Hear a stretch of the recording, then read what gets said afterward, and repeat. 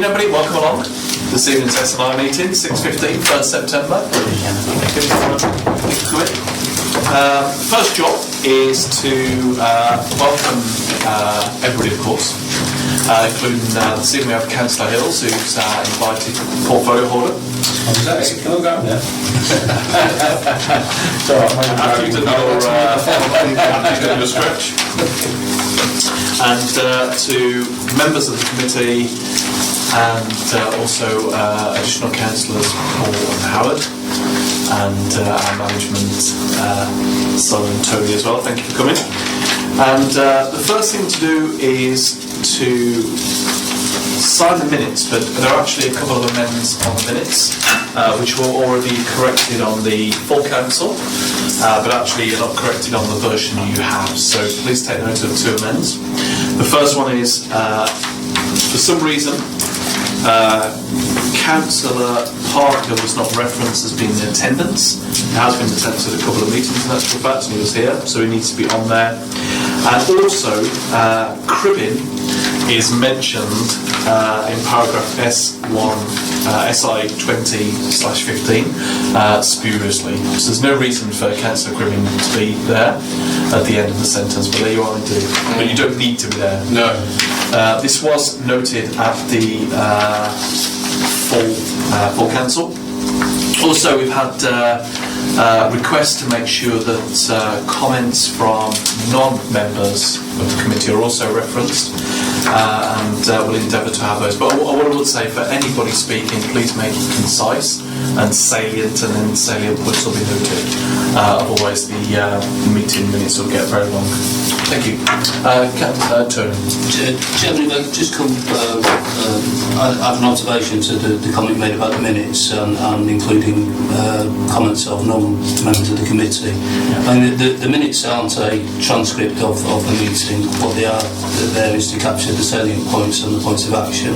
So if any individual is missed off, whether they are a member of the committee or otherwise, there's no issue other than it's the salient points we were capturing. Absolutely, thank you, Tony. So, as with all things, let's make our points concise and salient. Any comments on the minutes first before I sign them? Councillor Paul. Yeah, thank you, Chairman. I'm looking at, first and foremost, I thank you and the officer's comment regarding salient points to the minutes.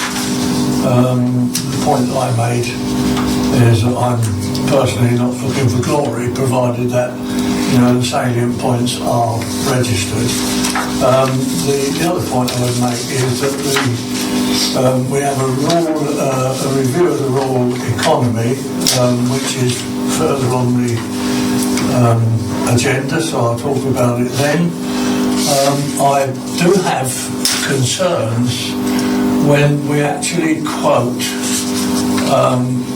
process already started. We're talking about the waste recycling, etc. And within the minutes it says the process has already been started to appoint consultants, high-level menu options, etc., etc. I do have a worry there about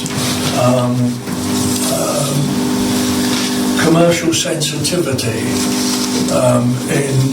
in the fact that the minutes are in the public domain and will be open to the likes of, let's say, Emery, Enterprise, etc. I wouldn't want to, kickstart their programme. And the other part, Chairman, if I may, is that do I assume, and I shouldn't assume, that the canal arm infrastructure will be removed from your rolling work programme? Before I answer that question, Are you okay on this side? I think Councillor Cribbin, you can be blinded by the light. Make it comfortable so we can... Sorry, to answer that question. Should really be shown on Councillor Hills. Just to reflect on the sun shines on the right, so I'm not expecting any sun on me. Problem I had, Chair, is a reflection coming up from Councillor Hill. Yes, off the head. Thank you. So, thank you. To answer the question, the first one, I think, I don't think there's anything commercially confidential in that comment. Even Amy themselves, of course, would know that the process would start because they at the time had the contract. I think we're very careful about making sure we don't record things commercially confidential. And in fact, actually, that brings me very neatly to the second point. And I will be very, very briefly mentioning the canal arm in that point, particularly with respect to commercial confidentiality and also with respect to scope of this committee. But I'll come to that in due course. But if there are no other comments on that, are we happy to sign the minutes of? Thank you, everybody.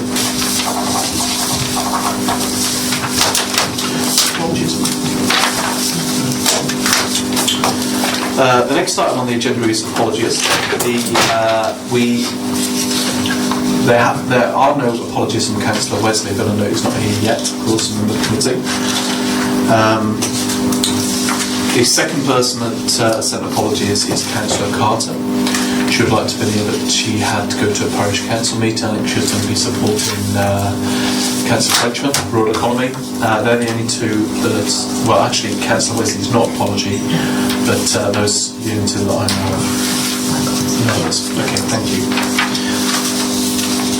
We then have declaration of members' interest. As always, on this committee, the rule is that it's not political, and therefore politics, at least, are a big piece outside the door, and it's all about the for the benefit of the community at large, whatever our political persuasions. But does anybody have anything pertaining particularly to the items that we're going to be talking about this evening? Yes, thank you, Chairman. On the document, the scoping for closed churchyards, for the Daventry one, I assume that covers Welton Road. And I have been in talks previously and still ongoing with the local clergy of the town regarding that. So I've been many issues that have been brought to my attention. So. Okay, thank you for noting that. We'll see if it's anything, but good to note anything. Chairman, just for clarity, Welton Road isn't a churchyard and it isn't closed, so on the face of it, it's not. Right, thank you. It's a cemetery, but it's open, it's active. Indeed. It's not attached to a church. Thank you for the clarification, but it's good to reference it anyway, in case. Always better to be safe than sorry. I might mention something about Okay, thank you. If there's no others, then let's move on to item 4 on the agenda, which is the corporate strategic plan. We did thank Julie Lewis at the last meeting where we looked at the previous full-year performance. For those, I think it's really only Councillor Howard, but for your reference, we have a corporate plan review at every scrutiny, well, almost every scrutiny, where there's a new document to be looked at. This committee had which many of you of course will be involved in the interviews, a piece of work to look at this and to reformat it. And tonight we'll actually be looking at the format for the first time for this particular year. And Julie usually walks us through, because of annual leave, Simon of this, and the way we usually do it is by exception. So if it's red, underperforming to the performance target, then we have particular discussion. And of course, any of you are welcome to, through the chair, ask some of the question. And of course, the objective behind this is that it helps us drive questions around performance, which is our remit, in terms of what we'd like to scrutinise. So, I think that's probably enough introduction, Simon. Over to you to talk us through the first quarter's rolling work programme. Thank you. Thank you, Chairman. I think to be efficient and to take advantage of the new format, if I just briefly highlight those items where there is a change from the previous quarter and it is adverse, then unless members want to raise any particular questions on other items, I'll move on because I'll assume you're familiar with the issue already. So following that rule, there's nothing on the first page I would need to comment on. So, for the sake of clarity, page 11 and 38 in the last. Before he says no to comment on, anybody want to make any comments or questions? Do each page at a time.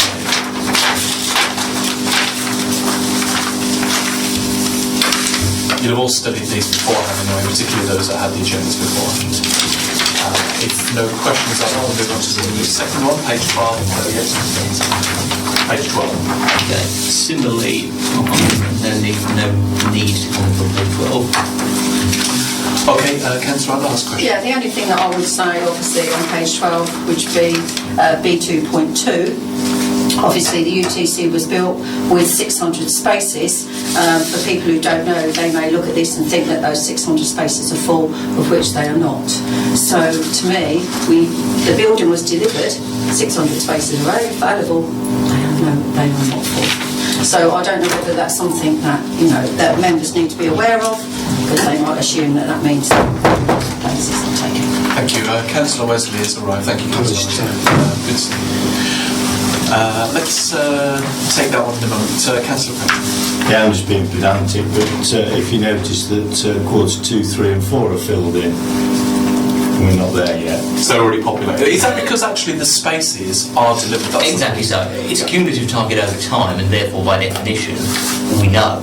Well, the outcome is short of the building being destroyed, I suppose, but we're hopeful that won't happen. Okay, that's fine. Thank you, Councillor Frenchens. Simon, to answer Councillor Randall's question, what do you know what the current status is in terms of spaces occupied? I don't know precisely. The council set the target the way it did because there are things the council can influence and things the council has only marginal influence over.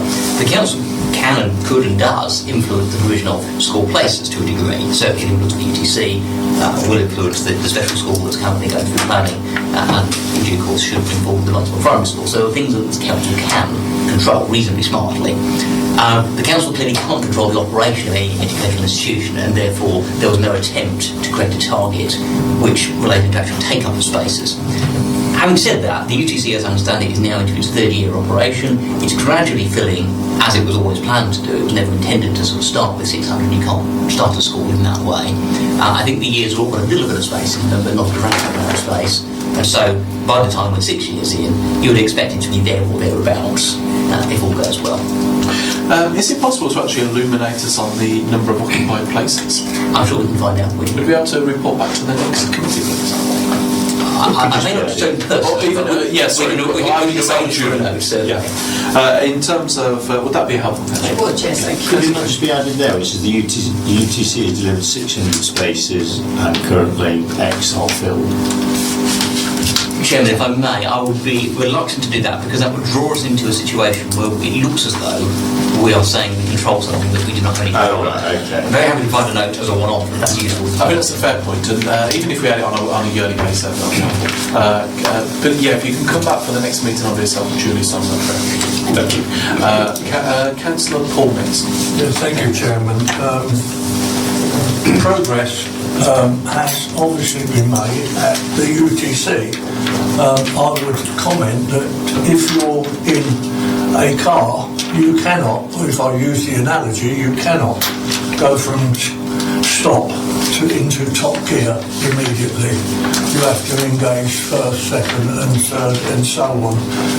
That's the situation that the UTC is in at the moment, and considering the effort that was put in and the disciplines there, I would comfortably assume that if Simon Bowers comes back with a figure, that would be well within target.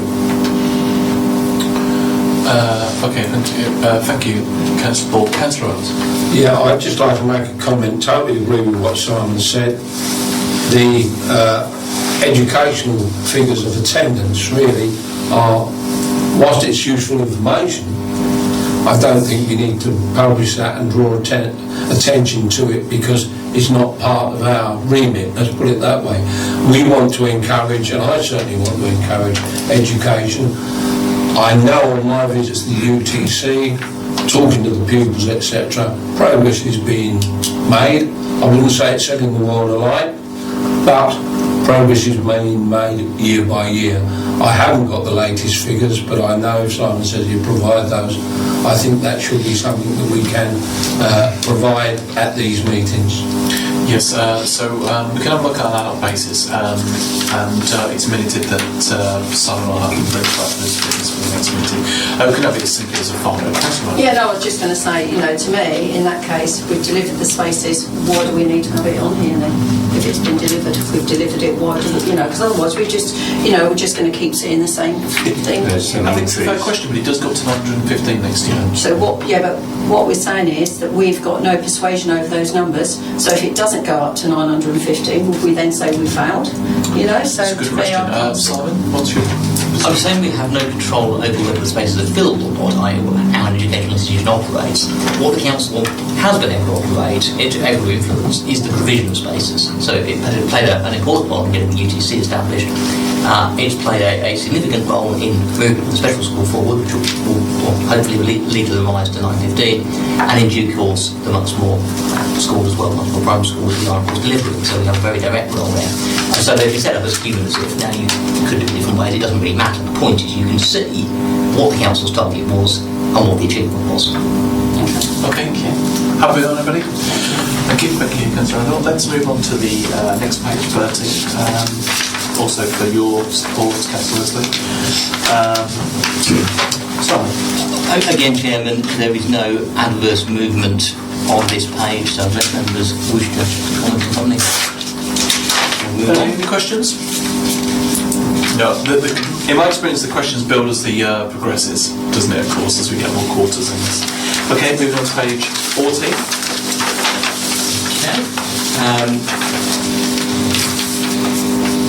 Again, there are no adverse changes, although clearly there is a red there, it's something one of the committee to be familiar with, so we can discuss it if required, but otherwise, again, I will move on. Yes, before we do, Councillor Randall, I think you have a question on this one. Yeah, I do actually, Chairman. Obviously, when we first used to have these figures, we used to have the waste going to landfill and recycling. Where we now no longer have recycling, I find it very difficult actually to know what's going on, because when we had both figures together, we could see that if the waste to landfill is increasing and the recycling is going up, we could actually say that that means that there's more recycling waste probably is going into landfill. At the moment where we've got only one figure, I've got no idea what those recycling rates are doing whatsoever. So I'm just wondering, my question was whether we could have them back on these on this plan. This would have been a great question historically for Councillor Cribbin, but actually you can pass that on. Let me come to you, Councillor Paul, before we come back to Simon. Yeah, thank you, Chairman. We're looking at the corporate plan, and within the corporate plan it was decided what items would be within these papers, and whilst I have empathy for Councillor Randall, we are dealing with items on the corporate plan. Thank you, Chairman. Thank you, Councillor Paul. Simon, do you have any comments on this subject? Chairman, in one sense, Councillor Paul is quite right that this is what Council decided, but I appreciate that that's not the whole answer. The reason Council decided this, the previous corporate plan actually didn't have both in, it just had the percentage. And it was suggested to members, and members accepted, that it was better to change to the thing that actually we really cared about, which was waste going to landfill, or certainly the residual waste going to residual solutions, rather than the percentage, because you could have a very high recycling percentage, as Daventry did historically, certainly against national backlog, and still have a very high residual waste to landfill if you're generating lots of waste in the first place. So the view was taken that what the council cares about is minimising waste which is, if you like, truly waste, and therefore this was the better figure. Now, as it happens, the community strategy indicators do include the percentage figure, so if you're interested, that data is available in a separate data set, which is the more community-focused data set. But council tries to keep the corporate plan concise, and therefore it chose to switch rather than have two indicators. Thank you. It does make sense, the figure actually, and the point is, interestingly enough, the reduction each year at the end is 2 kilos per household that we're looking at across the period. But actually, I'm sure we'll be having this conversation every meeting, but already we're at 123 kilos, which is, we've consumed basically half of almost well on our way to the first harvest figure already. Simon, I know we have this conversation every time it feels, but what plans are in place already to pull that figure back into line? I'll be frank with you, I don't think there's any chance of it coming into line. We do, of course, press enterprise to achieve better, but this figure is one of a number of important plans which is derived from a contract. Yeah? In this case, enterprise tendered on the basis of, among other things, the price, but also a series of performance targets they wish to be held by. This is one of them. And the ethic we've adopted throughout is that we observe contractual targets where they exist. So in this case, we get a consistent red, and that's irritating. If anything, we can't present that to you, but it is what it is.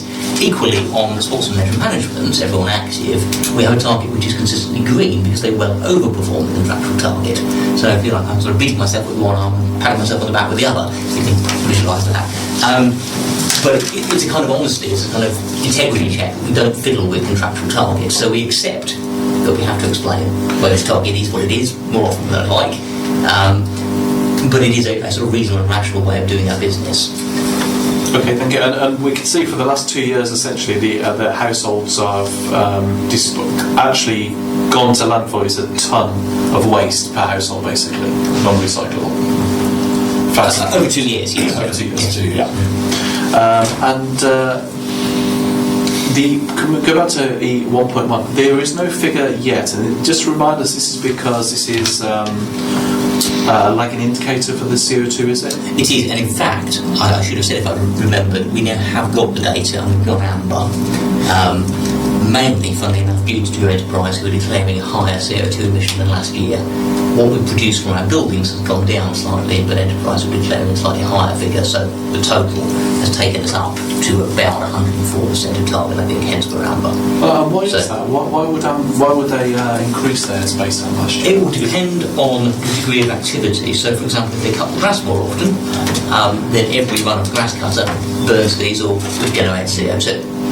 And so on.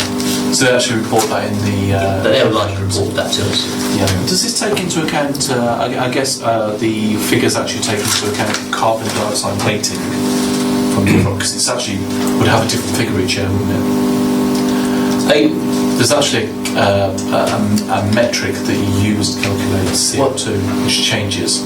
For the amount of diesel burned, it won't change very much unless there's more biodiesel in the mix. It's pretty constant, I think. Yeah, I mean, there's a set of data published by DEFRA that is used. That's right. Yeah, which changes. Let me go around. I think Councillor Runner had a round up first, and Councillor Griffin and Councillor. Yeah, I just wondered if it's the fact that they're doing more runs now, because I seem to think that they had bigger wagons and they run to landfill a lot less than they do now. They have smaller wagons, they do frequent more trips, and I just wonder if that would reflect on those figures. It's a fair point, and I guess one of those things, isn't it? If you're more active, then your CO2 level goes up unless you're using a much more efficient way to do it. Thank you. Councillor Griffin. Yes, just following on from what Councillor Randall was saying, I mean, when I was in the Environment Portfolio, they were trying to minimise the CO2 emissions, but obviously you've got to get a balance between actually doing the performing and getting the stuff off the streets as quickly as possible, and they had several round changes when I was in portfolio ordered mode. So I don't know whether that's had an impact on this particular quarter. I'm not sure whether we've had any further round changes since I left or not, but obviously they're trying to perform and get their targets. That may mean that they're actually putting more lorries on the road to actually get. And in reality, it might well be the public would rather slightly tidier streets in the short term and slightly higher carbon dioxide. I mean, they're not significant, and even then there's a reduction of nearly 2 tonnes, isn't there? 200 tonnes, sorry, for the first quarter anyway that we're looking at from last year. Yeah. Yeah, so quarter one last year was 1856 tonnes equivalent, and then 1696 this year.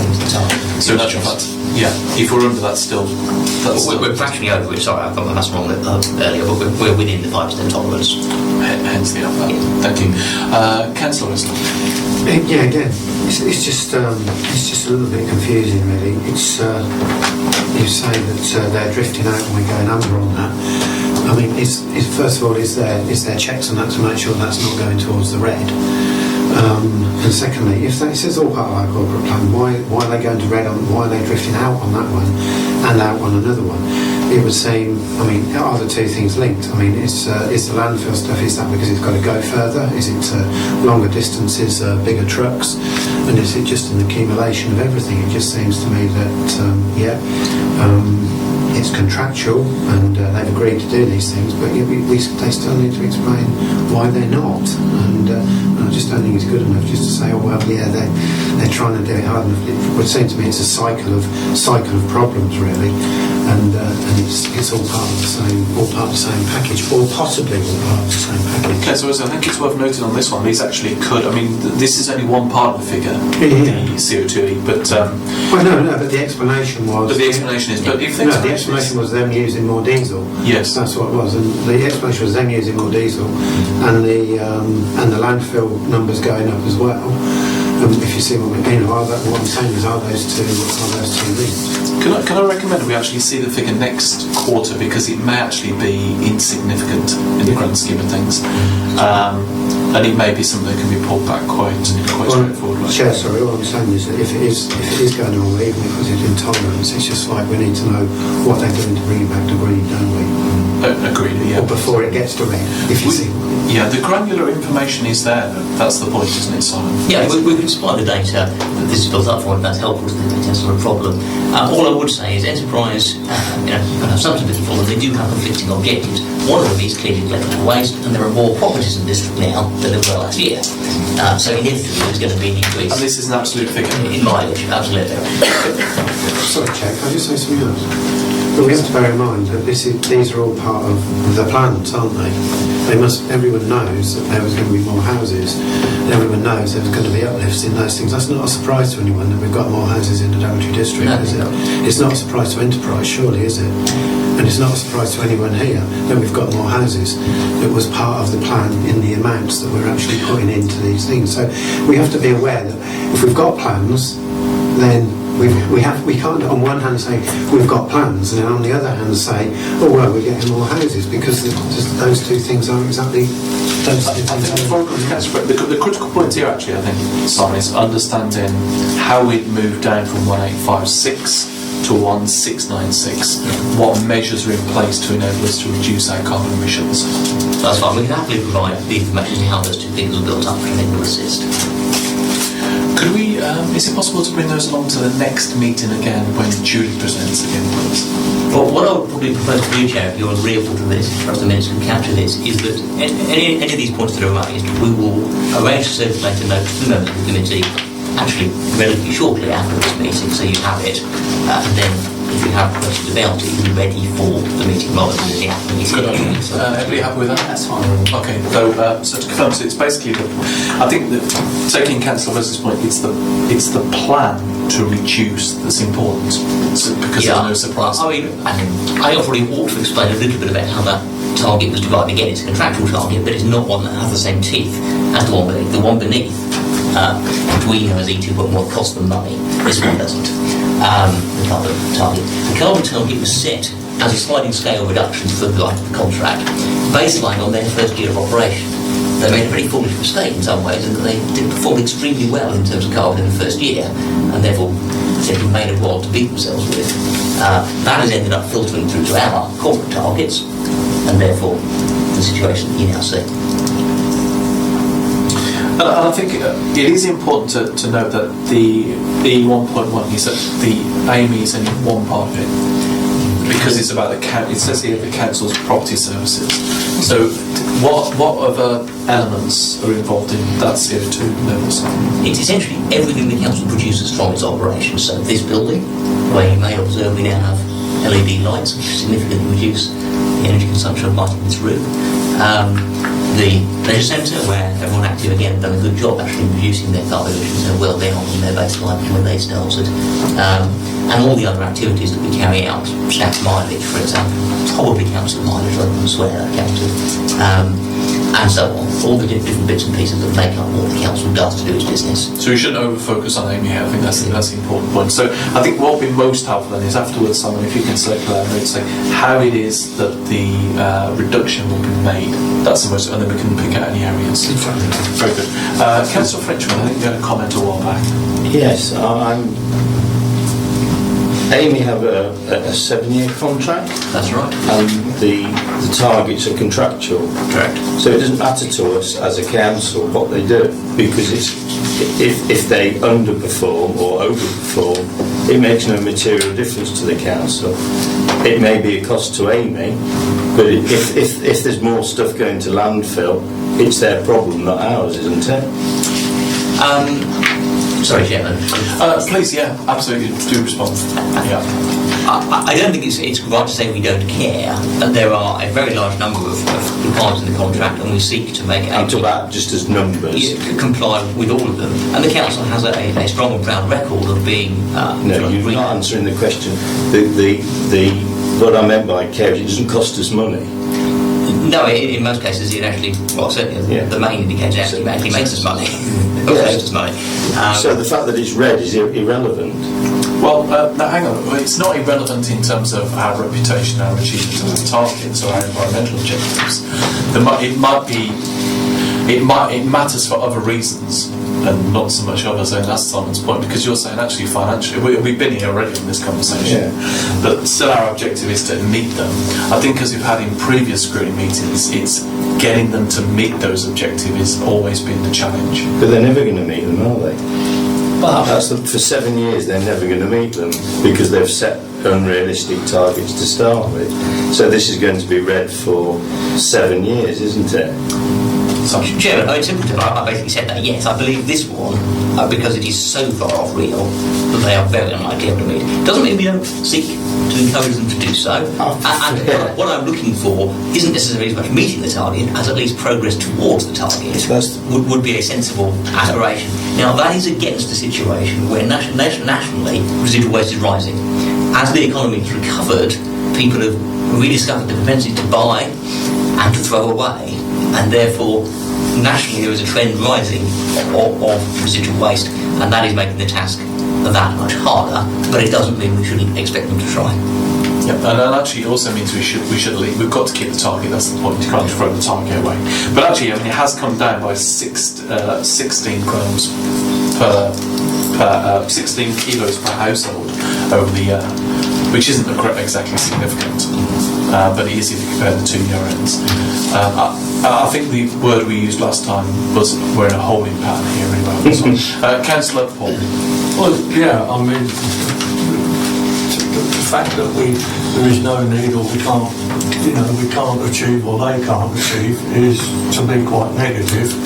I think Simon has summed it up. You're ever trying to drive this target down, and also bearing in mind that I would suggest that some of this data will be used to either renegotiate a contract or look at Mr. A and other for a contract. But the other part of it is, and we see it daily, is the fact that yes, you go into a high street and as a useless piece of information, I was presented for my grandchildren a Concorde aeroplane to build. Now, if I went like that little square there represents the Concorde aeroplane in a kit version. The whole of the A3 was the packaging. Now, yes, we are getting more prosperous, we are throwing more away because we are buying more. So it's a double-edged sword. We need to keep an eye on it, but also we need to work with those authorities with their aims to reduce packaging. then we'll all be much better off. Thank you, Spot. And I think let's bring this right back to home. Our job here is to question performance. Councillor Cribbin, actually, isn't it? Thank you. Yeah, I just wanted to round upon a couple of points that have been mentioned about these targets. I agree with what Councillor Paul was saying. I think the council does engage very well with various groups like RAP and other things like that. I think they made a lot of progress with regard to reducing the size of packaging across. It's not just our district; it's the whole country. But I think one of the points, with regard to the CO2, is that there have been quite significant changes in respect of disposal of waste in the last year, and that may be having some impact on there as well, because I think our landfill tip has moved a lot further away from where we were. Yes. It hasn't moved yet. No, exactly. So that'll have an impact. That will have an impact potentially as well. Where was it going to be? Sorry. Well, no, the one that we were using, you say, was at Welford. Those ones closed off, and then we've got these new ones coming on stream in due course. We currently are directed by the County Council. I'll roll back briefly. Very brief summary. County Council is the Waste Disposal Authority, and we are the Waste Collection Authority. We collect waste. The waste we don't submit for recycling, composting and so on, we have to take to the places the County Council tell us to take it to. That's the direction. County Council directs us to two places. For the waste which is picked up on the rounds we share with Northampton, which is critically a Malton area and sort of triangle in the east of the district, we're directed to Bramwells, where there's a waste transfer station. For the rest of the district, which is operating out of our own depot up in High March, we're directed to that depot, strangely enough, which is shared between our contractor and CETA, who is the County Council's contractor, and their enterprise hand the waste over to CETA and then it's taken away to be disposed of. As of April next year, we are advised, although we haven't had a direction yet, we'll be directed to Malpass Farm in Rugby for all the waste, or some of it will come in directly by Bramwells still. Malpass Farm is an energy from waste facility that effectively takes out what it can, converts the rest into a refuse-derived fuel, and then it's burnt in the Rugby kilns. So there is probably a wider societal benefit from that, but there will be for us an increased trucking distance, which will come at a cost and will come at a CO2 penalty in terms of our contract. Thank you, Simon. Unless anybody's got any final comments, I'm keen to wrap this one up and move on to the next page. Let's recap. There's a note there. So the statement was we had underperformance on CO2, but it's not recorded. We'll see that in That's because the data wasn't back. because the data wasn't available at this point when the agenda went out. But that'll come, and it was Amber.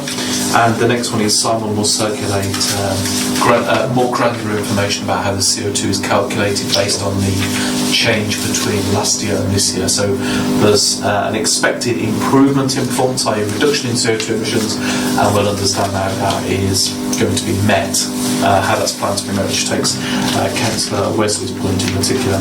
Let's move on to page 15. Simon? Okay, again applying my rule. It wasn't actually divided this way, but also I may really comment on nothing. I have nothing to comment on this page, again, unless members wish to do so. Nothing to comment on this page. Does any member have anything to comment? Councillor? Yeah, only E3.1. I mean, obviously, again, you could look at it and say, does it make any difference to us? It makes a huge difference to our reputation, because outside, when a place is a mess, everybody blames the district council. It doesn't matter who it is who's supposed to clean it up. We're the ones that actually, we get targeted. So, to think that these targets are, what these targets are, and actually what the actual target is, well, in Daventry, you've only got to walk down the high street and you'll see it everywhere, what that feeling will be, because there's weeds. But the weeds are the things that are coming to nearly as high as a bench that you sit on now. So there's nettles on nearly every post in the high street. It is just a mess. Simon, do you want to make a comment on that? Well, two points, I suppose. One is that this is obviously new data, which is why I didn't comment on it, it's from the previous quarter. In terms of the detail, I'm afraid it's the old mantra. Please ensure it's reported. If there are particular issues, bring them up and raise them with the team, which I trust you've done, Councillor Landlaw, and we'll look to make all of them addressed. Thank you. Any other questions on these measures on page 15? Turn over, page 16. Okay, no reason to comment here either, although I perhaps will, just briefly on the 4.2, which is to say we are doing our very best to recruit the staff to enable us to deliver this. I'm waiting for news as to whether our last recruitment round was successful. If it wasn't, we will take alternative action because we weren't committed to delivering. What might alternative action be? Well, in the case of the conservation area reviews, we have a number of pieces of work that need doing in terms of planning policy. We are looking to redeploy a member of staff and take off other duties to commission the consultants to get this done. Okay, any questions, comments on that? We've given some money, or we had some money, and is that sort of ring-fenced for that issue? It is ring-fenced by council. It was essentially additional development control income from last year. It was ring-fenced by council for last year and this year. Therefore, we need to try and spend it within the time frame council has set. And that's allocated for a permanent member of staff, isn't it? A delisted member of staff. The money is actually principally for consultants. The difficulty we had is the staff, who were approved separately, need to be there to write the brief and commission the consultants. So we're having to think about how else we can do that to make sure we actually deliver on this. Any comments or questions? Councillor Paul? Yeah, or my understanding is that the conservation areas with planning in mind have an effect. If our conservation area assessment is not up to date, then there is a method in which it affects planning. I can respond if that's helpful. Yes, in simple terms, it makes it more difficult, more complicated and more expensive to process a planning application, because at the point of application, the council has to do the work that would have been done in an appraisal. That makes it harder to meet our targets for turning our planning applications in time, and therefore it's undesirable for a whole series of reasons. So our commitment is to seek to deliver on what council has asked us to do. Thank you, Councillor Paul. Helpful? Yeah, would this, if I can come back, Chairman, this would fall into the role of the strategic planner, Richard Woods, as opposed to the planning department per se?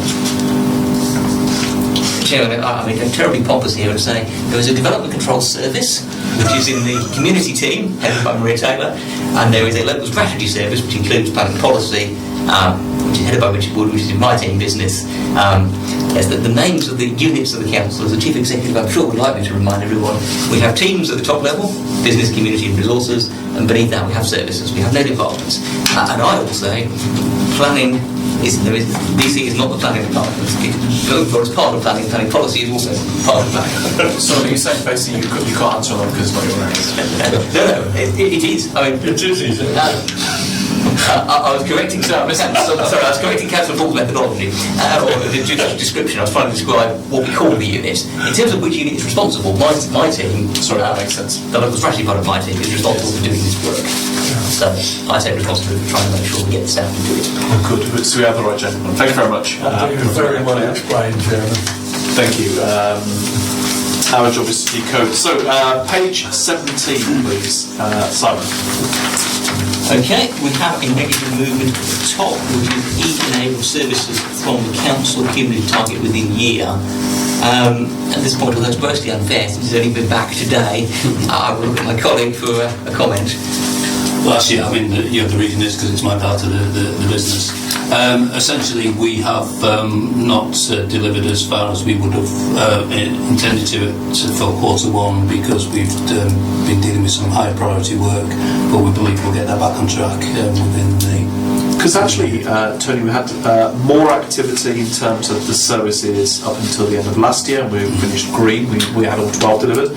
This year is less ambitious in that respect. That's because, why is that? Because the services are delivered now, and we're looking at different ones. Or? Two reasons for that. One is diminishing returns. There are only so many. The more we do, the less there are to do.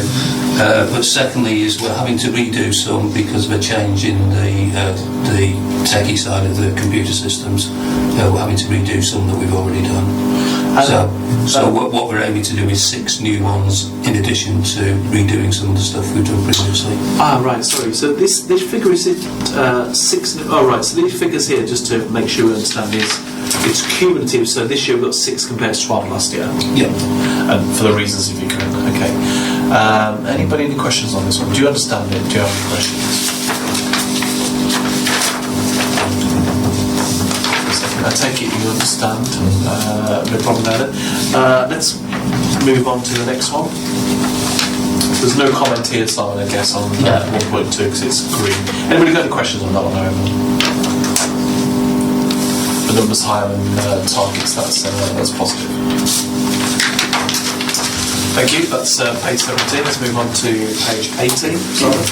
Okay, there is a red and adverse movement on the second indicator, the other page, which is supporting elderly and vulnerable residents of the district to live in their own home through adaptations, which is a target measured by spend, which is perhaps not a perfect measure, but it's a reasonable proxy in what we use. And as the note said, this is a demand-led service. There is only so much the council can do to drum up people asking for money to do things to their houses and help them do it. And at the moment, there is less demand than there is budget available. Councillor Randall. Yeah, the only thing that I'd say about that one is I came across a resident last year who actually, her husband had a stroke.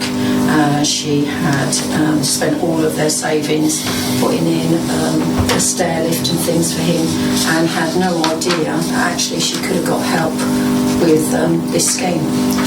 So to me, that should have been something that actually maybe should have been spoken about in the hospital. I don't know how it's delivered, but to me, I'm thinking that somewhere this isn't happening. It's about and is this reflecting on this, because more people seem to be living longer and staying in their homes. So I would have thought actually that if it was. That's great. Yeah, but coming on that, I mean, in my day job, now I've moved into a different department in the hospital where I work. I deal with these sort of things with elderly people and getting care and all that sort of stuff and adaptations. I mean, obviously, a lot of what happens is it's the county council that do provide a lot of the information. I mean, do we link in with the county council? Yeah. I'm sure we do. It's a case of absolutely. The county council is certainly very well aware of what we provide, and indeed they should be promoting it, because this council funding disabled facilities grant is good value for the public sector overall. In that if we are able to help people stay in their own homes and cope, less likely to fall and all the other things that can happen, we save the net public sector, including the NHS, a substantial amount more money than we spend. Thank you. Councillor Randall, this may be something that might inspire you to take on a panel. We'll have a look at this particular topic in more detail. This is the whole point of the corporate plan review. There may be an opportunity there for you to look at it and say, how is it promoted, signposted, is it effective? Anything else on that page? No, let's go on to page 19. Councillor Randall, before we move into the next session. Simon? Page 19, there is no new data, these are annual indicators, so nothing to say at the moment. Questions on page 19, anybody? The only one thank you. The only one that I'd have is looking obviously at affordable homes. Obviously we're above in 29 above in new homes delivered, but 9 below in affordable housing. So does that mean that actually, to me, looking at schemes, did they just build 10 less than they should have done? So, 9 less. Can you tell us that from the data? Well, without answering David's question, I know what the answer is, Jeff, and if that's helpful. Well, does the data give us enough? Oh, yes, but go ahead.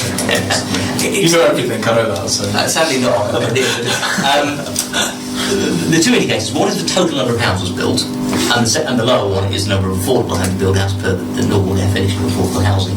The reason that number is lower is principally because of viability assessments done on housing schemes, particularly the larger housing schemes, where the developers are able to show that if we require them to deliver the amount of affordable housing the policy requires, the scheme would not be viable and therefore would not happen. Most recent example probably current in people's minds is Northampton North.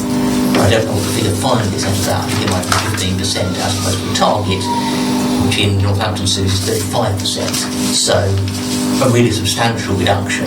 But the council's choice in those circumstances is very limited. Either we try and sit there and say, no, you cannot do it, in which case we will definitely feel like we will lose, or we get the best deal we can. And I think credit actually the officers there who doubled the offer percentage, even if it isn't reaching the target. And so that principally explains why there is that discrepancy between what we would like to deliver with affordable housing as opposed to general market housing. Thank you, Simon. Councillor Rowland, do you want to come back on that? Yeah, the only thing actually to me, looking at that, knowing what our percentage, is as a council figure, it's very poor because we are just way off our target of delivering affordable homes. And do we get these numbers once they've gone through planning? Because often when it's planning, that gets passed with a percentage on it. So I would have thought that actually that percentage would have been maybe that figure of 91. Because 91 is the actual number of households, that's the point, isn't it? Houses. These It's not a houses percentage. actually built. Is it Actually built. Yes. So by the end of last year, 82 were completed. Yes, against 91 target. Let's come back around this. So Councillor Paul next, then Councillor Wilson. Yeah, thank you. I mean, Simon made the point about Northampton North. I think Councillor Frenchman will probably agree, and also Councillor Randall, that the original figure of affordable housing was around about 7% going forward. However, the affordable housing will, in my humble opinion, always lag behind, purely and simply because if you have a site with a developer, the developer needs to get his money back. It is not within his economic plan to build the affordable housing first and the better quality houses last. It generally follows that the better quality houses come first. And bearing in mind that these are completions, there are times when the affordable housing will catch up. I think possibly Simon will agree or not, as the case may be. I don't think you need to comment on that just yet, Simon, but Councillor Wesley had a comment, a contribution. Yeah, and again, part of that is how things are looked at. I take Councillor Paul's point there on that they're likely to come later rather than earlier. But having said that, we should probably know that in the first instance. So we have got quarterly targets there, so that should also be reflected in. I think it's maybe saying possibly they'll come later. My opinion on this is, again, it's about targets and what we're doing about it, because nationally. Developers are cutting the number of affordable houses they're building. That's across the whole country, not just in the Daventry district. Be that right or be it wrong, but it's no good pretending that is not happening. And if we should have targets, we should be aware of that as plans come through to make sure that they are actually realistic on the basis of the numbers that we're looking at as a council, and not just pie in the sky to get planning permissions through. And it's all very well to say, oh well, it's a bit between the rock and the hard place, so we get what we can take. If that's the case, well, it's almost pointless having a target. And I think what I'm saying is, as a council, we should be aware of what's going on in national trends and have our targets set accordingly. If they're unrealistic, they're unrealistic, and we should be flagging that up and painting it and talking about it at the time. Thank you. And Simon, a point related to that's a couple of things really. One is, last year there was 82 delivered against 91 targets. There was a performance drift. I know there's the kind of pragmatic economic reality of the schemes and so on, but is there any particular learning there that we take in when we're having these discussions, and how front of mind are these targets? Particularly this year, as we've got 106 targets, so it's higher than last year. And what real planning has gone into making sure we can achieve that target this year? It's very wrapping those questions up, I think. That's fine, Chairman. If I perhaps just deal with Councillor Paul's question first and then Councillor Wesley's, and then proceed to yours. In terms of Councillor Paul's question, it is of course true that developers will try and do that, but we equally try and stop them doing it by including essentially cross-completion requirements in the 106 or planning conditions, so that you may not complete more than 75% of your market houses until you build at least 60% a year, and so on. So that factor is understood and should be allowed for. What has happened is a very serious economic circumstance which has blown us a little bit off course. It probably answers Councillor Wesley's question as well, I think, in terms of why we are where we are. But in terms of it being useful, to the Chairman's questions, what we are doing is not giving up and saying, oh well, we can't meet it. I have set the local strategy manager, one of his present targets for this year is to come up with an innovative approach to delivering more affordable housing. And also, some members will be aware, or a few probably, that we've had quite a long negotiation with Daventry District Housing about their future. And part of that negotiation, I won't go into too many details now, is trying to secure from them an agreement to deliver more affordable housing that would not be delivered through the normal Section 106 process. So again, that's a way of trying to use the levers the council has to deliver the council's objectives. So I'm reasonably confident we will meet this year's target, but time will tell. Is it? How will this will come through full council in due course? Indeed. So we can observe through that method. I think we can watch this space. But actually, one of the things that would also be helpful, I think last year we didn't have the quarterly recording of this. So we didn't know, unless it's because obviously we're been revised. It would be helpful to have something on. I know it's very early in the first quarter, but so we can actually have an early warning system that we can see at this committee.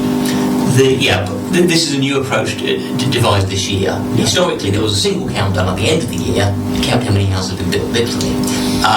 What we are now doing is at the end of each quarter, we're counting about 80% of the site, the big development sites which contribute most to the houses built, to give us a sense of where we're heading. And this data is then referred to here. So we should be able to give you something of an early warning as to how it's going, even if it's not absolutely precise. And what can you do, in reality, what can you do if there's an early warning saying, you're 50% under? How much harder can we actually push on this issue? Within a year, not much, because it takes several years to run the cycle. But over the life of the corporate plan, and taking 2 or 3 years at a time, we can do the kinds of things that I've described. We can try and devise more innovative ways. We can try and encourage registered providers into the district who aren't currently working here. We can try and use the leverage we have with existing providers like Daventry District Homes to encourage them, require them to deliver more. And so we can try and do that. But because of the cycle time for delivering a new house, from concept to out the ground, you're talking 2 to 3 years. So probably within a year, no.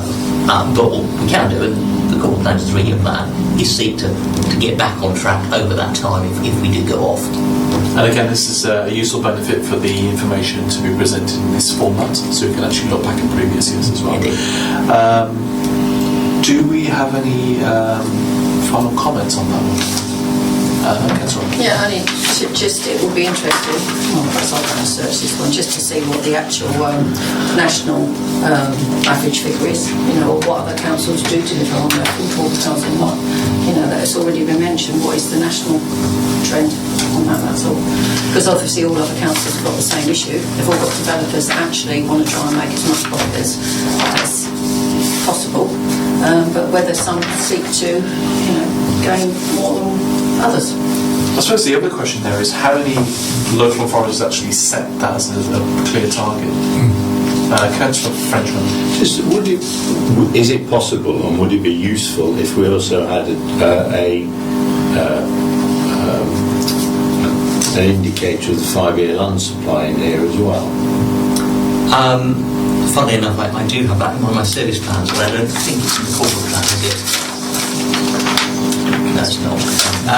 Because that's the perennial question that everybody always asks, and we don't always have an easy access answer. I mean, if you're happy with carry on, Chairman. Please, unless I stop you, carry on. The 5-year housing land supply is really only good on a single day in the year on the 1st of April, because the housing demand in the plan, which is what it's counted against, steps each year on the 1st of April. And you have to measure, therefore, what your supply is at that point. And that data is published on or as close to the 1st of April as we can each year. So that data is readily available. If members of the committee want to find it, quick search on DDC's website, we'll try that out. So the data exists if it's useful to you. What I thought I might add, Chairman, and I haven't mentioned it, is there is a bit of a googly been thrown to us, which is the government starter homes policy, which some of you may be aware of.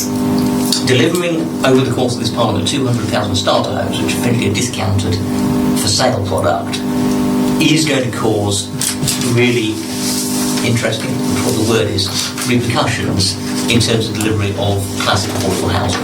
So I will put a sort of caveat or warning up now that we may be badly off course with this target, depending on the view we take of the starter home product, whether we count it as an affordable house, for example, and the way the government proceeds with its starter homes policy, which is still in formation. So it's probably worth mentioning that in this context. Thank you, Simon. I suppose the ultimate point is, are people being housed, isn't it, in that context? And however that is best met, that's fine, but we can bring that caveat in due course. Thank you also for the point there, the question there, Councillor Randall, which might also be an interesting SNI project at some point. Do we have any further comments? Page 19, no, let's move on to page 20. An amber one is staring at me here, Simon. You're right, it's an amber, it's a mover, so I need to comment on it. This is, in fact, a pure timing fluctuation. We're confident that commercial property stock will achieve target for the year, therefore it's amber as opposed to red. What we have is we have rents that are collected monthly, that are collected quarterly, and they're collected half yearly, and we also have, depending on precisely when the rent payment date falls against the end of the month, sometimes the cash doesn't come until the following month. So we're happy that's nothing more than a timing fluctuation. So that, are you, where will it be next quarter, do you think? Will that be... I would expect to go back to green. Back to green? That would be my confident expectation. Because if we look at... so let's just look back at the trend actually. So in 13-14, the end of quarter one, it was down. Oh, it was up, sorry, do apologise. At the beginning of quarter one in 2014-15, it was green, but this time it's amber. What's changed over the last couple of years to make it from green at the end of this quarter to amber? I'm afraid I can't prove it. I don't know because I can't answer that in detail. It's just a timing. I believe it is just timing. I've talked to the service manager. He assures me it is simply a matter of timing, and we play together. Because interestingly, if you look at the so 2013-14 was amber for 2 quarters, then went back to green because it caught up, and then green, only amber 1 quarter last year actually, but we've kicked off. So we'll see what happens next quarter. Then we'll start to really understand the pattern. Yeah, good to have this data as well. Thank you. So, any further questions on that one? Yeah. Page 21. Anything you'd like to bring to our attention, although they're green? Nothing to go on again. Anybody, any questions? Page 22. Both green, which is good to see. Any questions? Councillor Randall? Yeah, I have. On C3.1, surveyed 35 customers from the end of April to the end of June. So in 2 months, we've captured 35 customers. Well, I've sat in that reception at sometimes, and there can be 35 customers walk through in a matter of in a short time. So who gets picked for who does... So what's the sampling method? Yeah, what is the sampling method? Simon, can you update us on how this works, please? I'm afraid, Chairman, you're now exposing the depths of ignorance because... Not twice in 1 meeting. Absolutely. This is in the community team for it. I don't know what to do with this. I've never seen this happen before. All I would say is that, well, to be fair, I wasn't expecting a question on it, but given it's green, is that people who are dissatisfied have a tendency to make that known. So I would therefore assume that 100% satisfied of the 35 who bothered to reply. That indicates that having reasonably good results, however one takes it. Which portfolio orders? Is Councillor Howard sends to you customer surveys? Well, yeah, it will be, but I'm not aware of the amount of people that Councillor Randall thinks complains as much as she does. I didn't say complain, I said come through the door and yeah, access to service. That's what I was actually saying. I didn't say complaining. Because here's the point, it's about exit surveys where customers... So do we mean by exit surveys when they leave the building?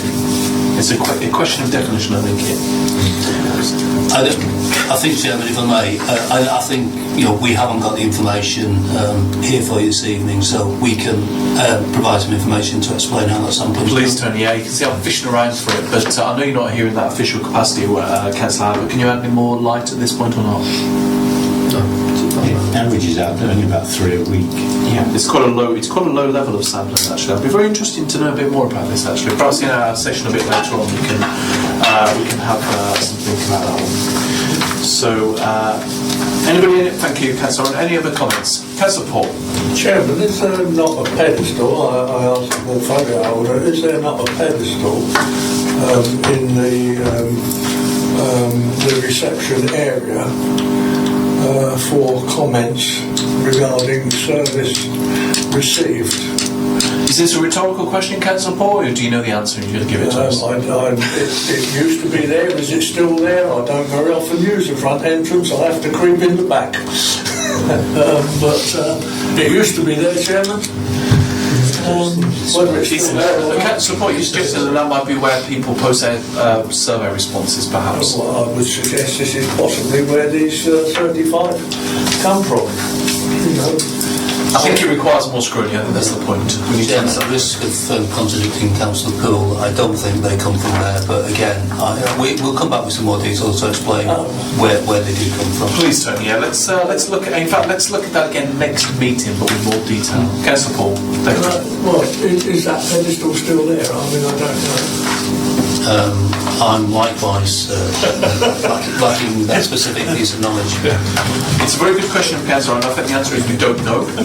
We need to know, and again, this is the power of looking at the performance report to focus our minds. So, any final comments on any of those? Only page 22, please. No, very good. Thank you for your contributions.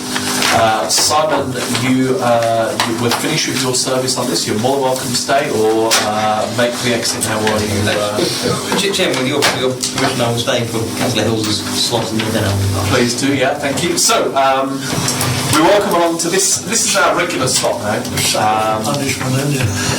Particularly if Councillor Howard, you've not observed this before. We like to invite a portfolio holder in.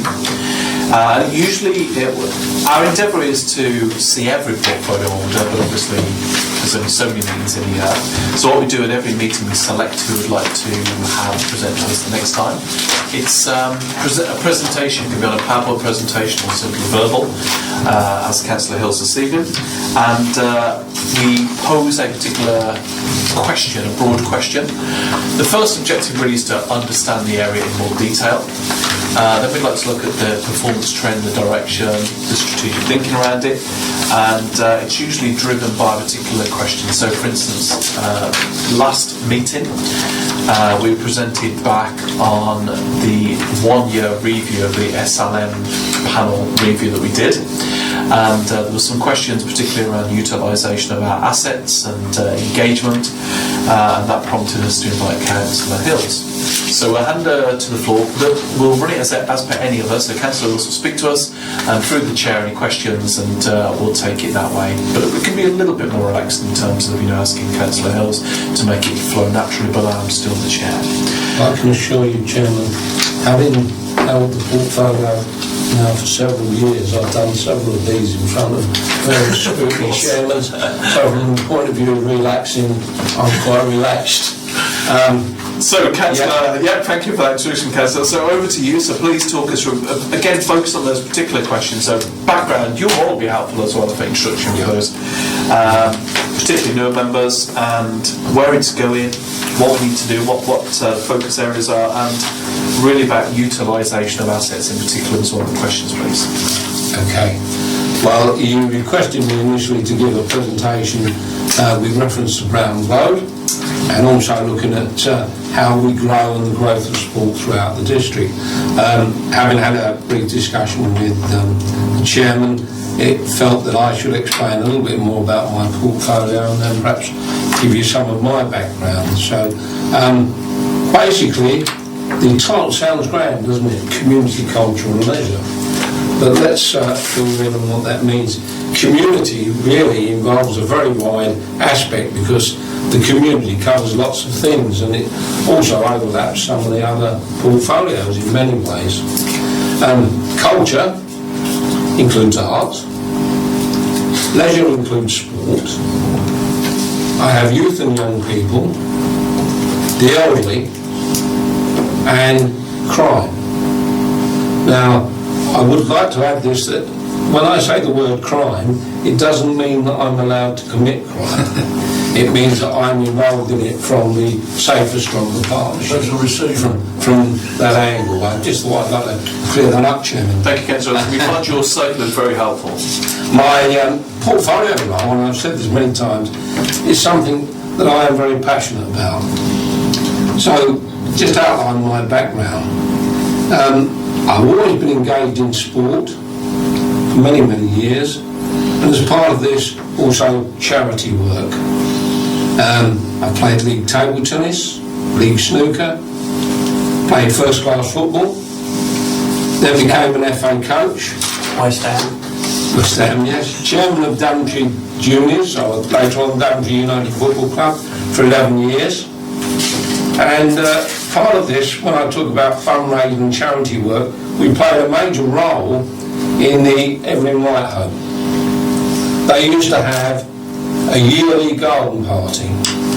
What we did, we raised our own funds, we had stalls on the market, and part of that was donated to the Evelyn White Home. We also made a point of getting our young players down to the Evelyn White Home each year to help with the event, and we shared some of the events and things like that. So that was very much a part that I felt we played a significant role in.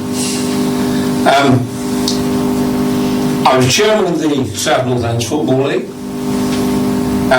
vice chair and chairman of Daventry Town, and I also served as a representative on Northants FA. So that's my background, and that's partly why I think I was given this role, if you like.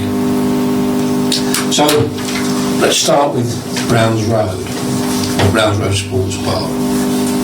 This year, there were 3 major events held there, as against none the previous year.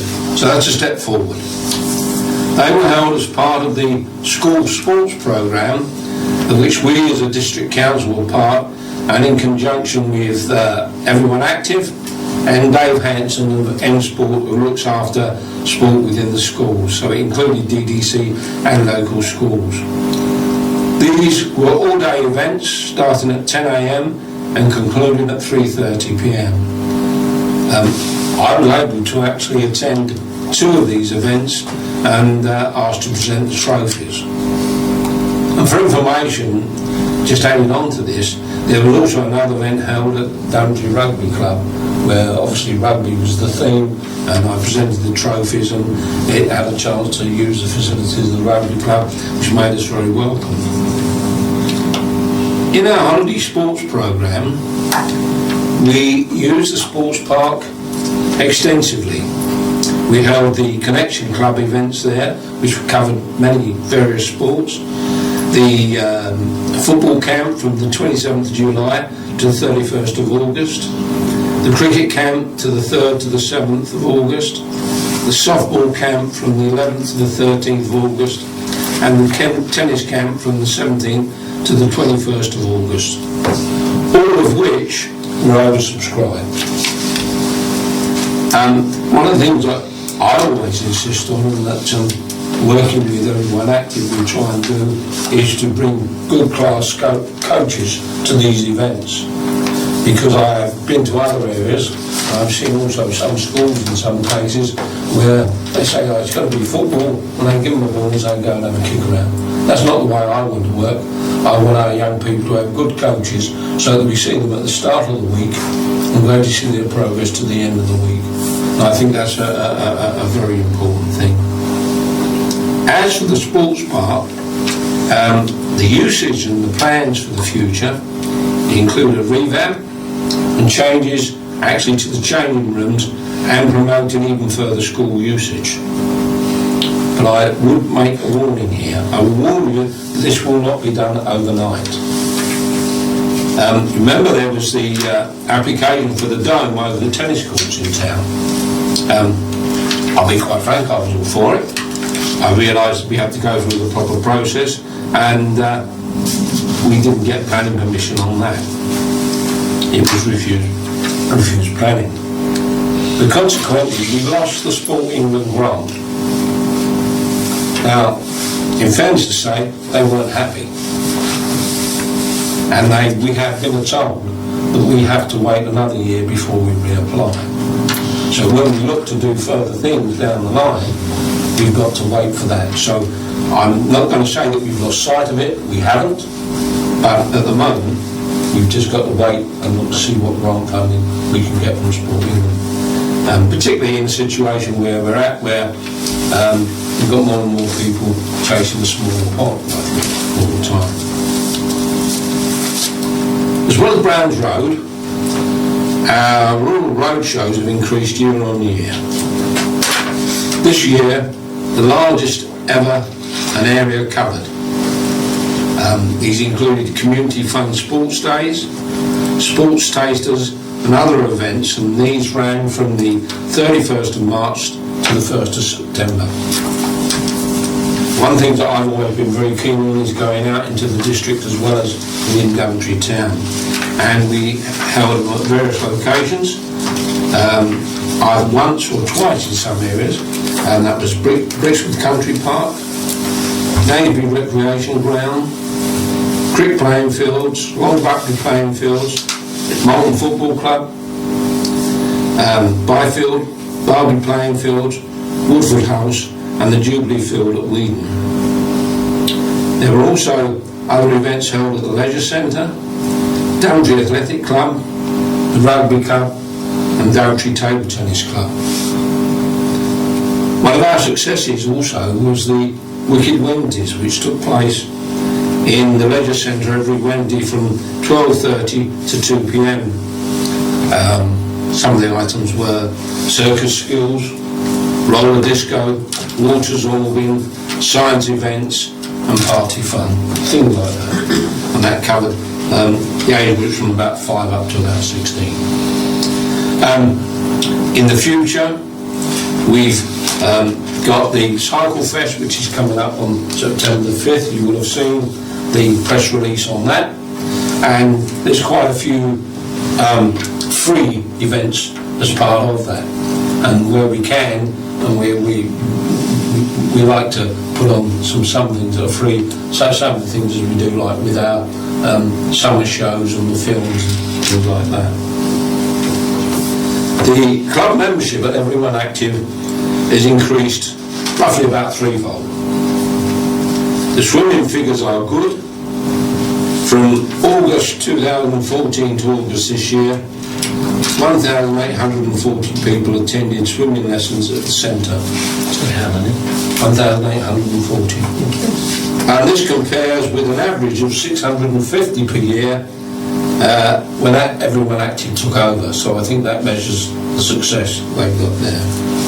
So, Councillor Hills, that's treble, basically. Yes. Yes. Yeah. The Sainsbury School Winter and Summer Games, which I attended, were very successful, with over 1,200 children attending each event. We had a joint team from South Northants and Daventry schools which took part. The health and rounders walking programmes increased in uptake. We played a part, and Everyone Active held or took part in it, let's put it that way. Dave Hanson from the N Sport held a come and try event in which we from the Disabled Forum, because there is a Disabled Forum in Daventry, also played a part. And we're very keen to encourage disabled people into sport. This year will be the 13th year of our sports awards. They take place on the 22nd of October. And I say one thing that always disappoints me, actually, is the number of councillors that we get attending this. It's a big boost for Daventry. It's one of those things that help to put Daventry on the map. And I would encourage councillors, if they can attend, because they've all been invited, to go along. I know some people just aren't keen on sport whatsoever, but it's a good evening and it puts us on the map. I go back into the first year when I introduced it, 13 years ago. We had 650 people vote for 3 categories. 5 years later, we had 11 categories and somewhere in the region of about 20,000 people voted. It's now got to the stage where neither the newspaper or the council can cope with the number of people that vote, so it's done by a panel. The panel includes sometimes a sports celebrity, people from Sport England, people from Men's Sport, usually Simon Bovey, myself, and very often Martin Heath, who compares the event. And it's based on the application, so we do ask people to be very informative on the applications, and we judge it on that. The triathlon took place yesterday. It was the 4th year of us holding the Daventry Triathlon. Again, tremendously successful. I spoke to people from Halesowen, Market Harborough, Banbury, Coventry, Newcastle under Lyme, and various other places throughout the country. Now what they do 16 lengths of the pool. They then run across to the car park where they pick up their bikes. They ride all the way around Broughton and all round in the circular tour back to the car park. They then put on their running shoes and run up to the country park, round the country park, and finish back in front of here and the leisure centre. As a matter of interest, the winning time for the men for doing all that was 55 minutes 47 seconds. Breathtaking, isn't it? And for the women, I think it was just over an hour. So again, that's a tremendous event, and it really puts us on the map, I think. Councillor, you say there are people from all over, so you all of the Midlands and attending the event. Yes. Well, one thing I would like to mention though, this year what was very refreshing, we had more local people attend than we've ever had. And there was an increase in the women. There were more women that took part than there were men, mainly. How many participants were there, do you know? Yes, there was just under 300. Around 300 mark. I haven't seen the exact figure. Sorry, did I say that? Brave souls. Yes, brave soul, brave soul. That gives you some idea. We are still looking at the new leisure centre in Daventry East and currently working with the consultants to assess the various cost options on that, so there's a bit further to go on that, but that's still in the pipeline. As regards Northampton College site, I firmly believe that we can achieve the best of both worlds. An improved educational facility, because we do need to improve the education, and Drayton Grange have been offered pitches at the Headlands, and there are other pitches available within other areas, I believe. We, as a council, have an important part to play in encouraging sport and physical activity.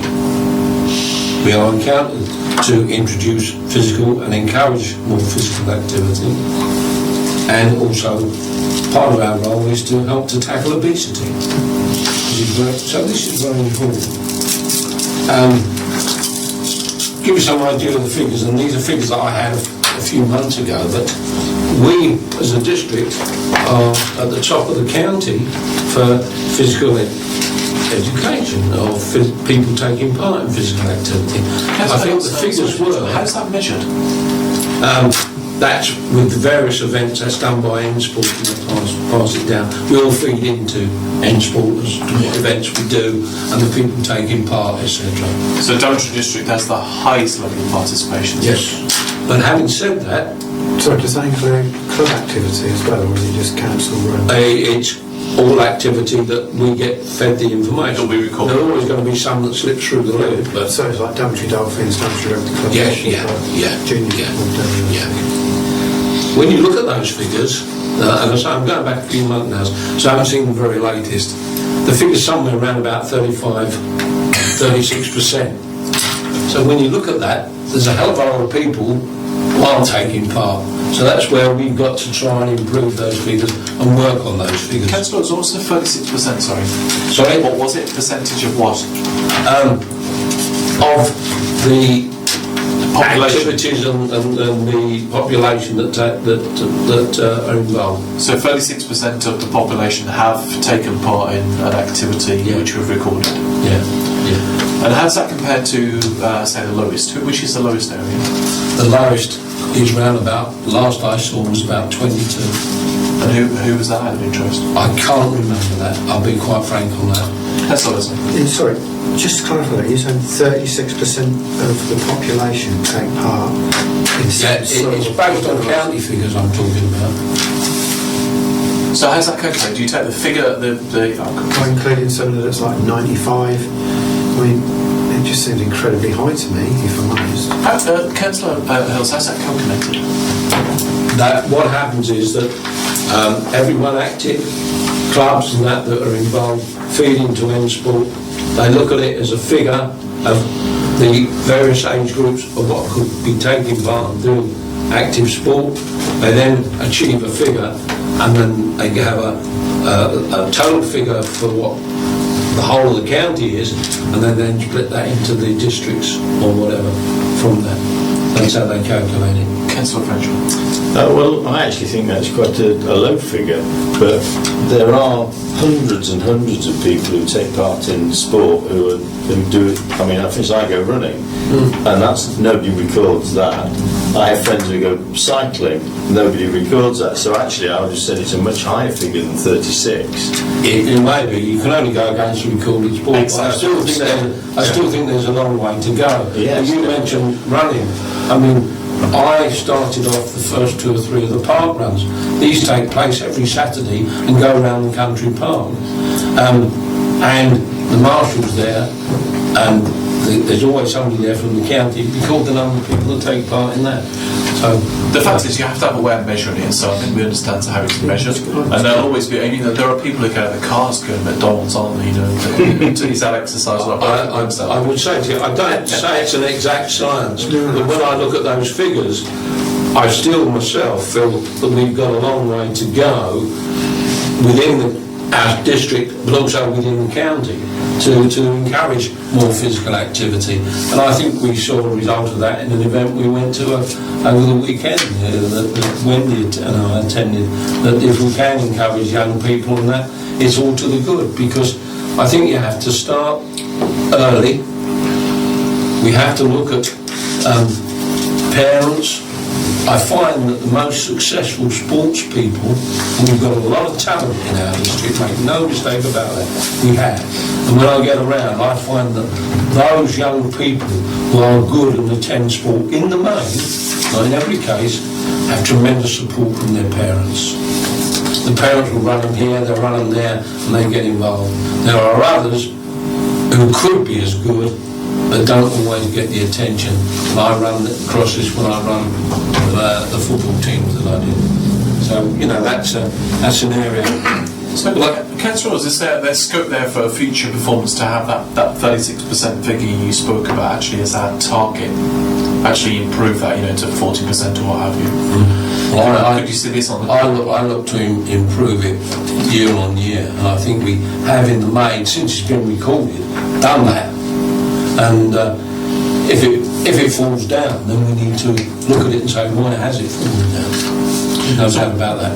What in the short term is a realistic target, and how do we get there? Say, if we were to say 40% of participation. I think you've got no other way than to look how it's recorded and get the best information you can on that, because it never will, never has been an exact science. Let's start to bring the conversation to a close, unless you've got anything else. I'd like to finish off the comment. Okay, we'll finish off, because I can see you've got it scripted. If you finish off that, then we'll move to questions. I'll be as quick as I can. As I said, we've an important part to play in current sport and physical activity, and this is where our grant system has an important role. I had Barry as part of the small grants panel, and let's look at the last 3 years regarding grants.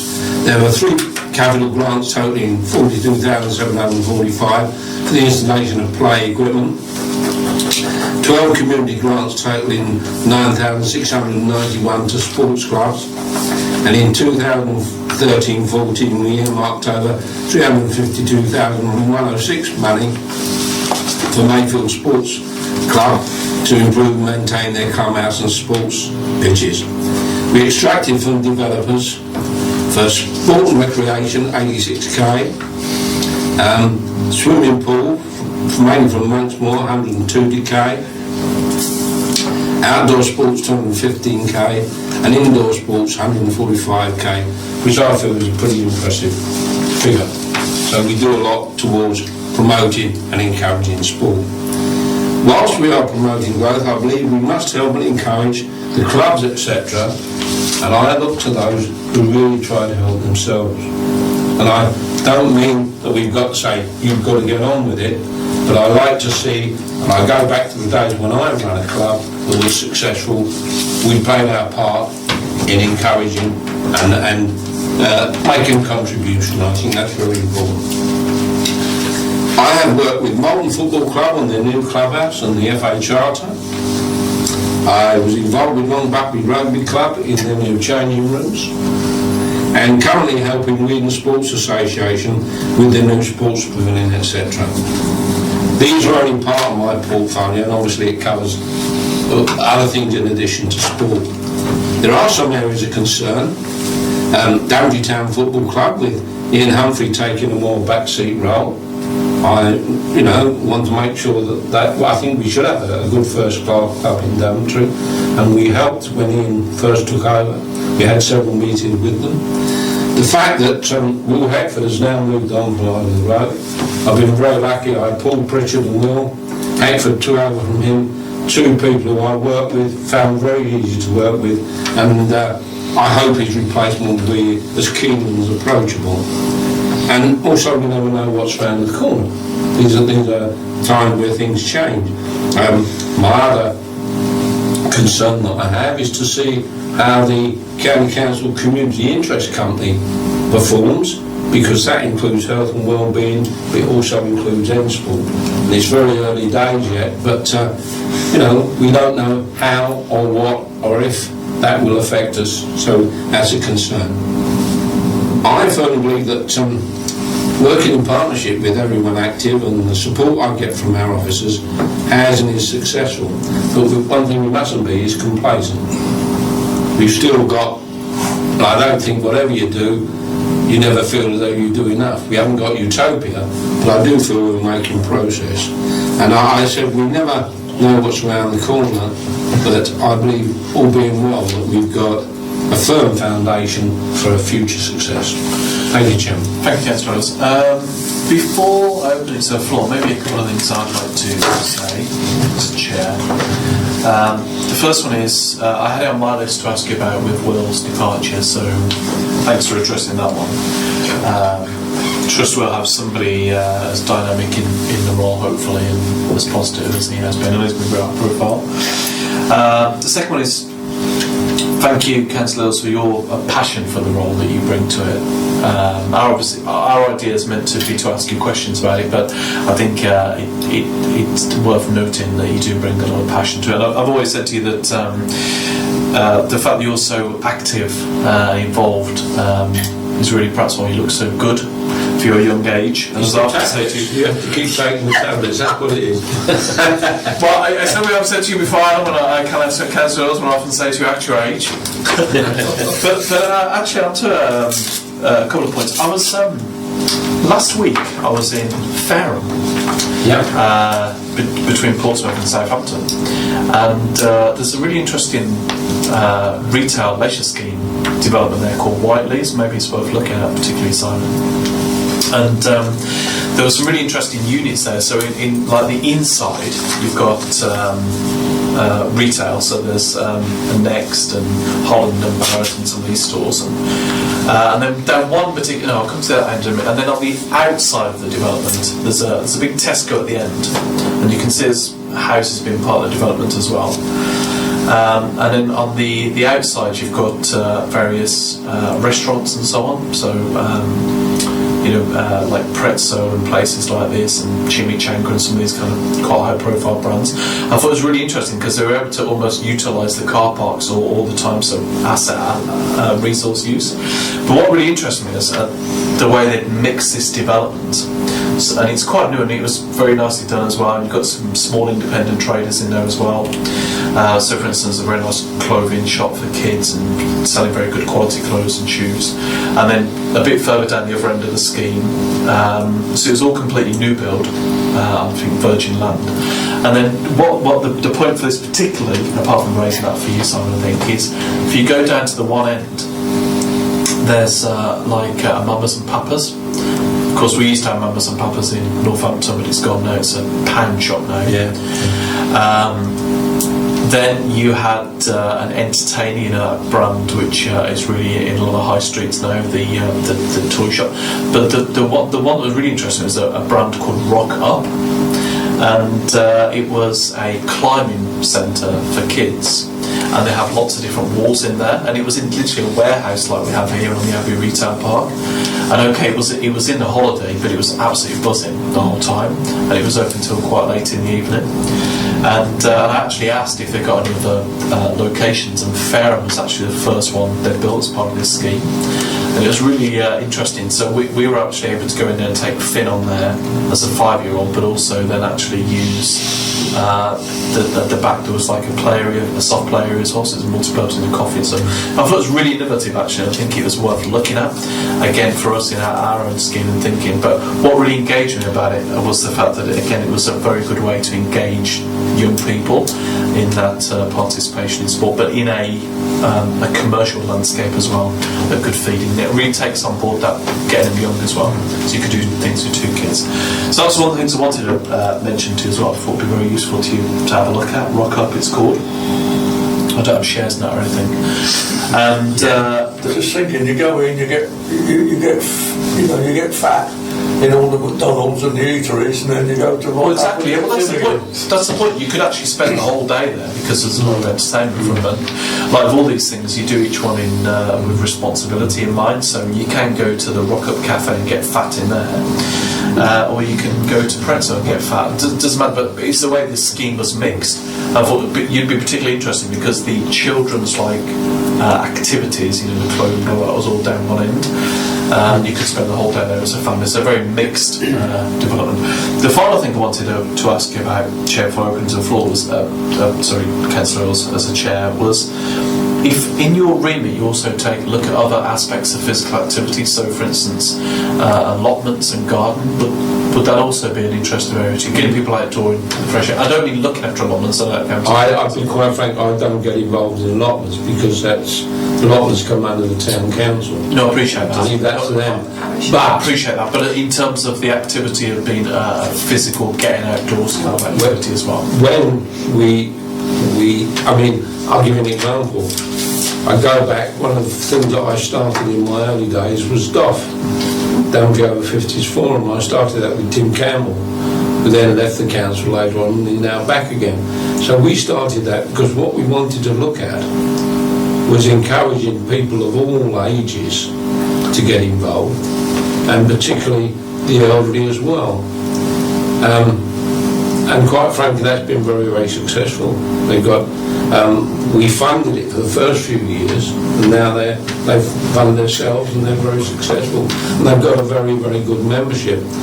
And what I tried to do then was to get people from various things like we've had electricity board, gas board, social services, and things like that to come along to the meetings. So that's the area where I look to see whether we can do something, but I'm not so involved with that now. I go over there, I qualify by the way, so but that's Daventry Over 50s, I qualify for that. Do you?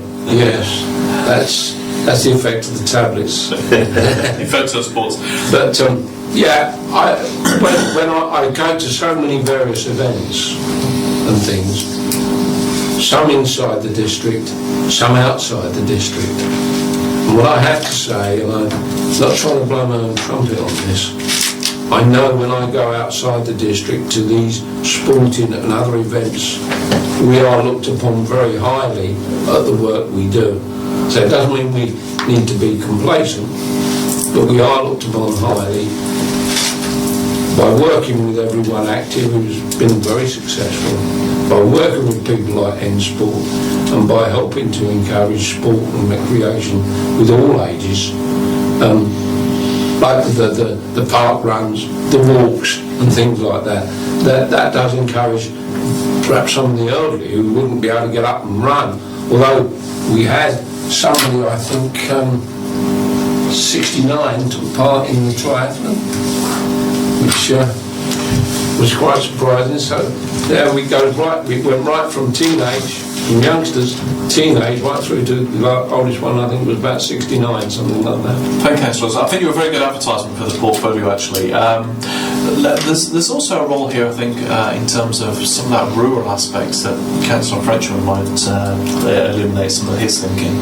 Let's open it to the floor. We've got a couple of minutes for a few questions, if anybody's got any. So, Councillor, I think you had your hand up a while back. Yes, thank you. Kick off with you. Yeah, I did, and I know a lot of these activities, obviously in Daventry, have worked really well, because you've mentioned the week of Wednesdays. I know many people participated in that, and then you've spoken about lots of other things, the triathlon. I'd just be interested, is it SLM that organise all of those, or is it the council that organise some of those? So that was my first question. And can I answer the question you brought up? Oh yeah, you can. Yeah. Otherwise I should You must get them. It's a combination of a partnership, because I worked with Will Hetford, and I also have regular meetings with Simon Bowley, and sometimes Simon comes along. And what we look at doing is, when I had my meeting with Will will say, I've got an idea for so-and-so, I might say to him, Will, I've been thinking of so-and-so, what do you think about that? And it evolves there. I will then go to Simon and sort of throw a few seeds, and we work from there. So a lot of it is run by SLM. Some of the ideas are really part of the partnership, and we also at times get N-Sport involved. So that's where it works very well. So it's a combination, really. And what you've got to remember, that at the council, we as members, we're strategic, the officers are operational. So by having a partnership, I believe that I'm able to supply, if you like, a conduit and a link between everyone active and the officers of the council. And if I have very, very few problems with the officers, and I can't speak too highly of them, and I mean, I'm not saying it because they're here. They know that if I've got a problem, I will go to their senior management and say, there's a bit of a problem on this, and we try and sort it out. So that's the way we formulate the plans. They are then carried out. If it's at the leisure centre or anything like that, they carry it out. But sometimes, some of the events that take place outside, there are companies that are brought in to do it. Thank you. And Councillor Arnold, the second question? Yeah, the second question was, obviously you quoted 36%, but if we go back to our plan on the sport and physical activity, we have got there as an actual target of 118,000, which I assume that means that every time somebody has, say, used the gym, as you've gone through the door and sign in, you're counted. And so I'm thinking, wow, to think how many actual people we've got in the district compared with 36%, looking at 118,000 in Q1 of this year. I'm just thinking, to me, that's gone back to how that's all measured, because you might have somebody who's got a membership that walks through that door once, and you might have somebody who's got a membership who walks through there 100 times. How do you know how many times, if it's an individual person? Are they discrete visits or multiple visits? So that was one that actually I'm thinking, I wonder how that all ties in together. Yeah, so what's the specific question? Have you got, is it the calculation you need to know how it's operated? Yeah, Councillors, can you answer that? Yeah, when you talk about 118,000 on that, I always regard that as visits. One is visits, and you have to be very careful to look at visits against people taking part. You know what the membership at your club is, so that's people who are taking part. That's a figure, your membership at your club. You know how many take part in the park run. You know how many take part in the walks that you do. That's where you provide that figure. But that figure I read as visits. I may be wrong, but that's the way I see it. Because people aren't members, that's the point, specifically. You don't have to be a member to attend, so it is visits. Yeah. Do you want to make a Sure, I'll just confirm. Catherine was absolutely right. They are counted visits. So in theory, the 118,000 people could be one person attending 118,000 times, in which case they're pretty busy, or it could be 118,000 people arrive. In practice, of course, it's something between the I mean, I know, quite frankly, Chairman, I'm over the leisure centre at least once a week, sometimes twice a week, and sometimes I go even more. Well, I see the same people every day, and that is a visit. That's not necessary. That's to me just one person taking part in sport. 218,000 visits. Yeah. Thank you. Let's before I come to you, let's have we'll come back to you, Councillor Wesley. Councillor Wesley next, then Councillor Arnold. Councillor Wesley. Yeah, all good stuff there, I think, and I think it is important to realise we've got some great sportsmen in this district across the board. I'm involved in the rugby club as well, and at the moment in cycling, there's the young lad that went on Saturday is part of Daventry Cycling Club as well as the rugby side. So congratulations to him. And the interesting thing was just on those sort of sports. I think the sports camps are a great idea. Is there anything in play to actually bring, say, the more minority sports into those sport camps, even the combined sport camps?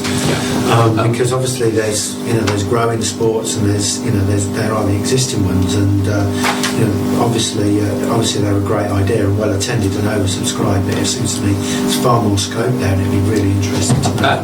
That is a very interesting one, because that is already happening. Good. For example, that across the country we talk about the Olympic legacy, but overall there's less people taking part in sort of team games. So what we have been encouraging, particularly in our sports awards, and if you look, and I know you've all had a copy of this, the Everyone Active brochure here, you'll see that trampolining, all sorts of things are now involved. And within our sports awards, go back 2 years ago, Pittsford Yachting Club won an award. That was something that is slightly different out the mainstream. Last year, Daventry Bowls Club, somebody got an award. So what we're trying to do is to encourage, and whenever I go, I'm always saying to them, whether it's scouts, whether it's bowls, and I mentioned this a few times yesterday, Wendy, if you've got somebody you want to nominate them, because it spreads the word that not only are we interested, yes, we're still interested in football, cricket and all the major sports, but we want to get people who perhaps aren't so interested in always team games or whatever, or something different, we want to get them involved. So that has happened in here, with some of the things we've offered, and it's also happening within our sports awards, Mark, and I think that's a good point, and it's definitely happening.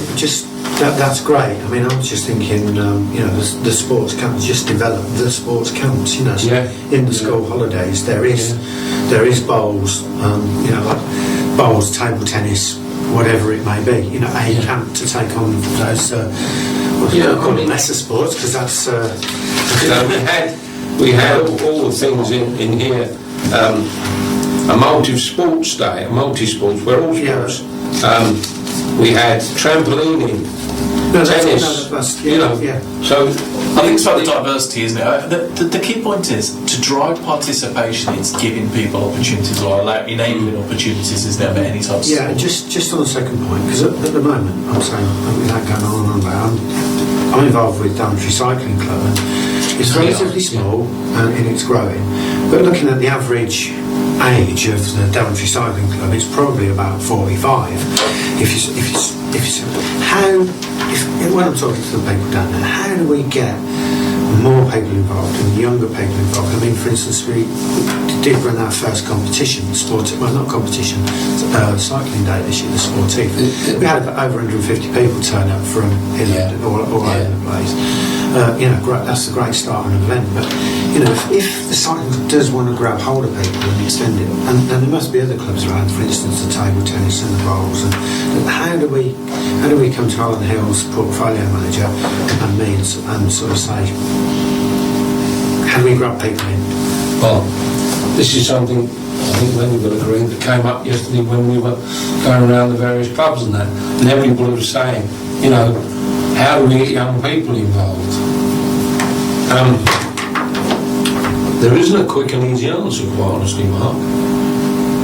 One of the things that I think, I liken it to, if you like, a sculpture. You keep chipping away till you get there. But what you've got to try and do, you've got to get into schools, and N Sport are doing that now. Dave Hanson has worked very hard in getting into schools. and encouraging sports activities, because some schools still do not have what I would call a proper PE teacher, as I knew it when I was at school. And you may get a teacher who's perhaps a maths teacher or something who's been given sport, and so you've got to get into schools more. And I know the school that I'm head of, they recently started their own sports awards because I've been gearing them up to do it. There's that. You've got to reach the mind of parents as well. And the world is different now. Young people, in some cases, when I was younger, I came home and I did my homework and I was out and I was playing some sport or whatever. It's different now. A lot of them then become cabbages in, and let's say they go onto the computer and things like that. And you've got some parents now who aren't so interested in sport, although the youngsters might be. And it's trying to change attitudes as well amongst the parents with the young children. Because I think if we can start them young and get them involved, it will spread. Although I must admit, I found that when I was we run 11 football teams from under 8 to under 16. And when they got to 16, it got a bit awkward because they started to find that some of them, they like young girls. So they might have to show up on a Saturday or a Sunday. But, you know, if you can get the parents involved as well, it's chipping away, and I think there's so many ways you can do it. Involving young people. One thing you can never do with young people is tell them, this is what we're going to do for you. Yeah. Because they automatically rebel against it. What you've got to do is find out what their interests are and try and help them. Good, thank you, councillors. I want to take on the last couple of questions. I'm conscious of time and also not getting into too many tactical issues, but I think we get the main philosophy there about chipping away and points of light and all the rest of it. Got a couple lined up, so Councillor Paul first, then Councillor Frenchman. Yeah, thank you, Chairman. My biggest concern is that we are the enablers, or we should be the enablers. However, I go back to my childhood just after the First World War, and the boxing club was run by volunteers along with the Red Cross, the St John's Ambulance, the Covenanters, the Boys Brigade, and Uncle Tom Copley and all run by volunteers. There is an attitude that is out on the street, whether we like it or not, that the council should pay for this and the council should pay for that. We are very fortunate in Daventry. We have 1 or 2 paid staff. For instance, at the Phoenix, counted on visits, it's probably over 36,000 visits a year, but the vast majority, 98%, are volunteers. Again, with the rugby club, I think Wendy will agree with me, again, the vast number of volunteers. Table tennis club, every one of them are volunteers. And I picked up on Mark's point that the cycling group are 45 and upwards. Not long ago I stopped playing league table tennis, and I would think that the average group or the average age for league table tennis is probably around the 40s. How do we get started? We need to, as already been said, we need to get into the schools. We need to throw away iPods, laptops, Minecraft out the door, and educate the children from a very young age. And the point being is that education has run hand in hand with fitness. If you are a fit child, you will learn more. And you will find that those schools, some call them public, some call them better off schools, where the children do well, their sporting activities are far greater than the lesser schools. Consequently, they're getting to lessons, they're fresh, they can get rid of aggression, And if you look at the results of those, shall we say, active schools, their academic results are far higher than the less active ones. So I think that has got to be the starting point for the youngsters. Thank you for that point, Councillor Paul. Let's have the final one on this point. This is a subject that can go on all night. We can take it into all sorts. You can take it down to young in the play areas. How do we equip play areas in the town to get people outdoors? Obviously, we've spoken about allotments, pass, whatever. So let's finish on this one. Councillor Frenchman, what's Thank you, Chair. please? Addressing some points to Mark about your specific point. You need to badger him to have a sports fair where there can be open days and sampling of these sports. I bet 60, 70, 80% of kids have never picked up a table tennis racket, bat in their entire life.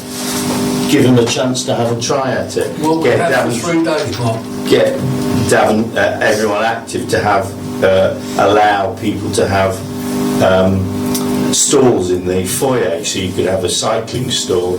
But I think, contrary to what Mr. Paul, Councillor Paul says, you need to embrace iPods and iPads.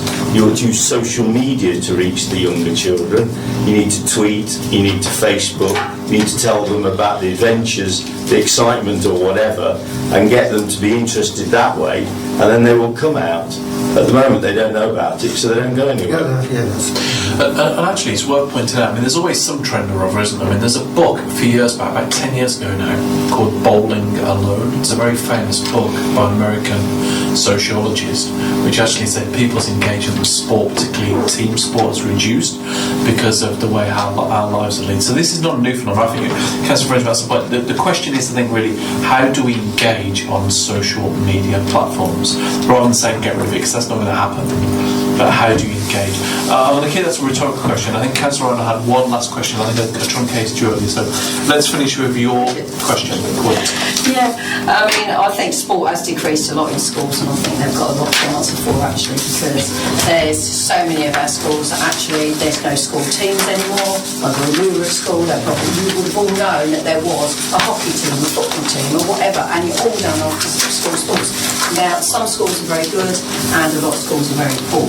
A lot of schools, as Councillor Hill said, they're not really trained PE teachers. They haven't really got so much of an interest in PE as a specific teacher for that sport.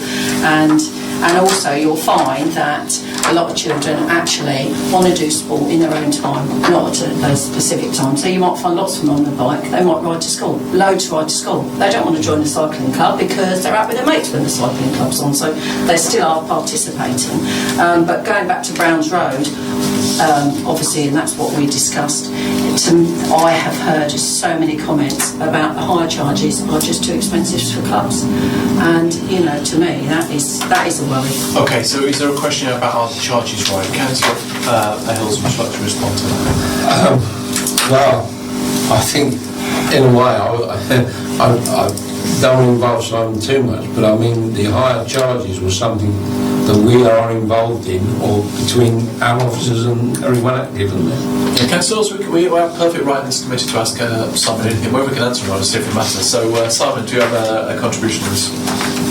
Chairman, the strategy we adopted when we let the current leisure services contract, and members who have been here for a little bit longer will recall we had a situation where there was a serious doubt that the council would actually close the leisure centre because we had cash apparently running out of the door in an uncontrolled fashion. The strategy we adopted was, I think, a sound commercial strategy, and it's proven to be a sound leisure strategy as well, some of the successes that Councillor Hills has outlined, was to control the prices that we consider to be key to the delivery of the social goods the council was trying to get to. So swimming price, for example, is controlled. The other prices are left free for the market to determine. Now, again, I'm probably embarrassing. On the top of my head, I don't recall which prices of the sports centre are controlled, but again, we can check that easily enough. But essentially, if they're controlled, then we regulate them within RPI indexing each year. If they're not, then clearly if they charge too much, they cut their own throat. and they don't get the business. So there is a natural logic that we should force the prices to be a sensible level in any event.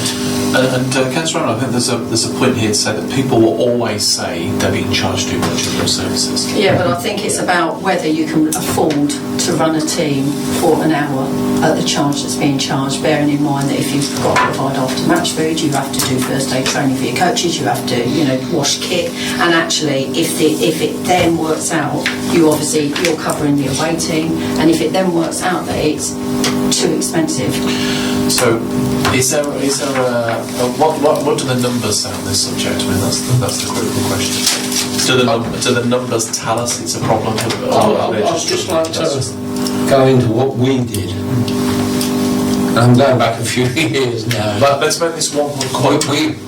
We used to raise £6,000 to £8,000 a year going back several years ago.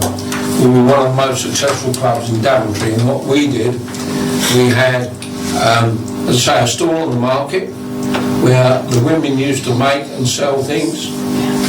We used to have a monthly jumble sale.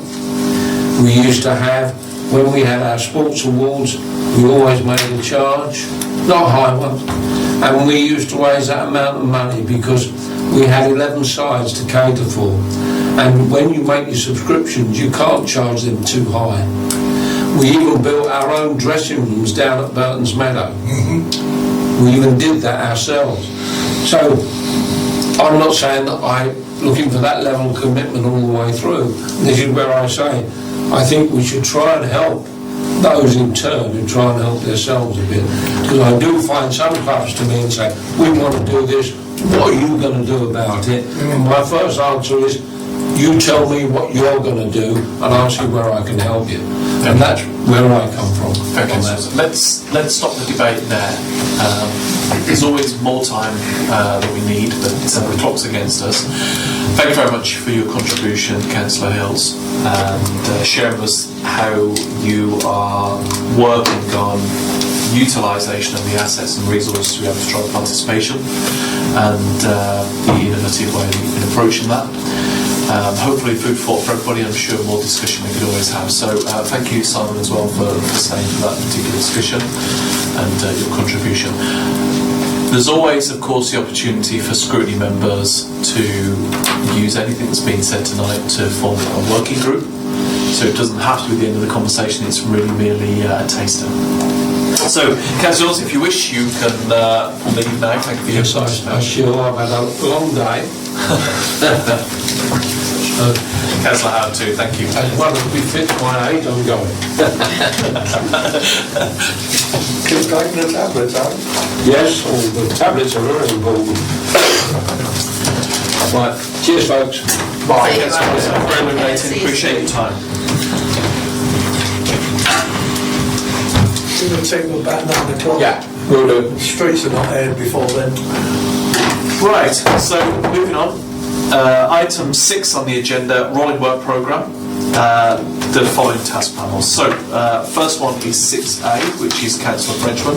You'll see in your pack there's a briefing note, a written document from Councillor Frenchman.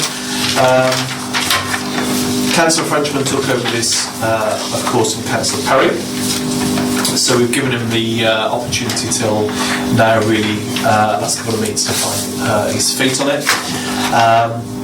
Councillor Frenchman, would you like to give us a very short update on this other than what's in the document? Okay. Or it could just be to say there is no progress otherwise. Well, it's up to you. obviously, the way forward has been rocky at the moment because Anne has been very supportive. Kevin has had work issues, so we've not been able to formulate many plans or even have many meetings. And then with holidays, it's really got anyway. So it's the holiday season, and it's worth pointing out actually, Councillor Carter does have representative roles in rooms. But Anne, that was the next point I was made, was that Councillor Carter has particular skills in this area, because I didn't know that she is our member of the Rural Assembly, which she's actually going to I think it's the AGM tomorrow or the day after, which will provide some useful information. I've been trying to get Simon, an interview with Simon Bowers, but he's been on holiday and then I was on holiday. So we've just been, we're communicating with emails at the moment. We kept the ship off the rocks, us too. But it appears to me that there are 2 or 3 key people we need to get to talk to. Chris Long will be another one, and that will give us a better information on where we're going. I think some of the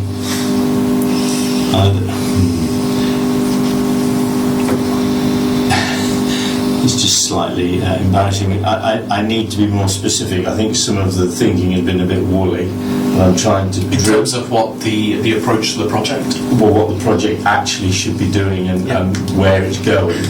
And Anne and I have been wrestling with the direction it should take in relation to the scoping document. And I think that we both think that if we were starting it today, we would have a slightly different emphasis on it. So the way that we're going may not answer these specific questions, but we'll take it, we'll have the relevant information.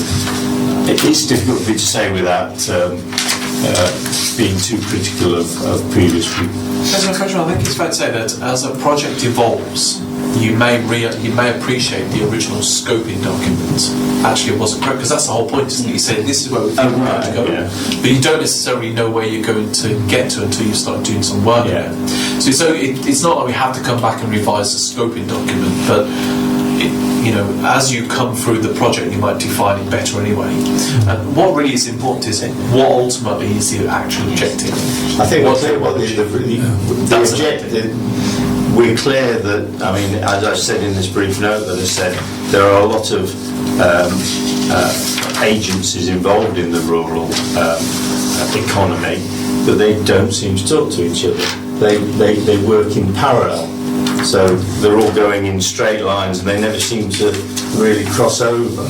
And bearing in mind my rural transport issues, that's another line that doesn't seem to interconnect with any of these things. So each of these organisations has their own, I was going to say agenda, but that sounds it's not quite right, but their own initiatives, their own plans, their own targets. They don't seem to talk to the other people. It's about integration. There's no integration, or if there is, it's very sparse. And how will you know if there is integration? Well, I asked them. I spoke to Semlek and said, do you talk to people? And she said, well, sometimes. And I thought, okay, well, that's not very... There's no formal mechanism for these people that seem to talk to each other. However, on the upside, of course, quite a few people or organisations, like Daventry, for instance, are on more than one organisation. So we're on Semlek, we're on the NEP, the Northampton Enterprise one, and obviously we're ourselves an agency as well.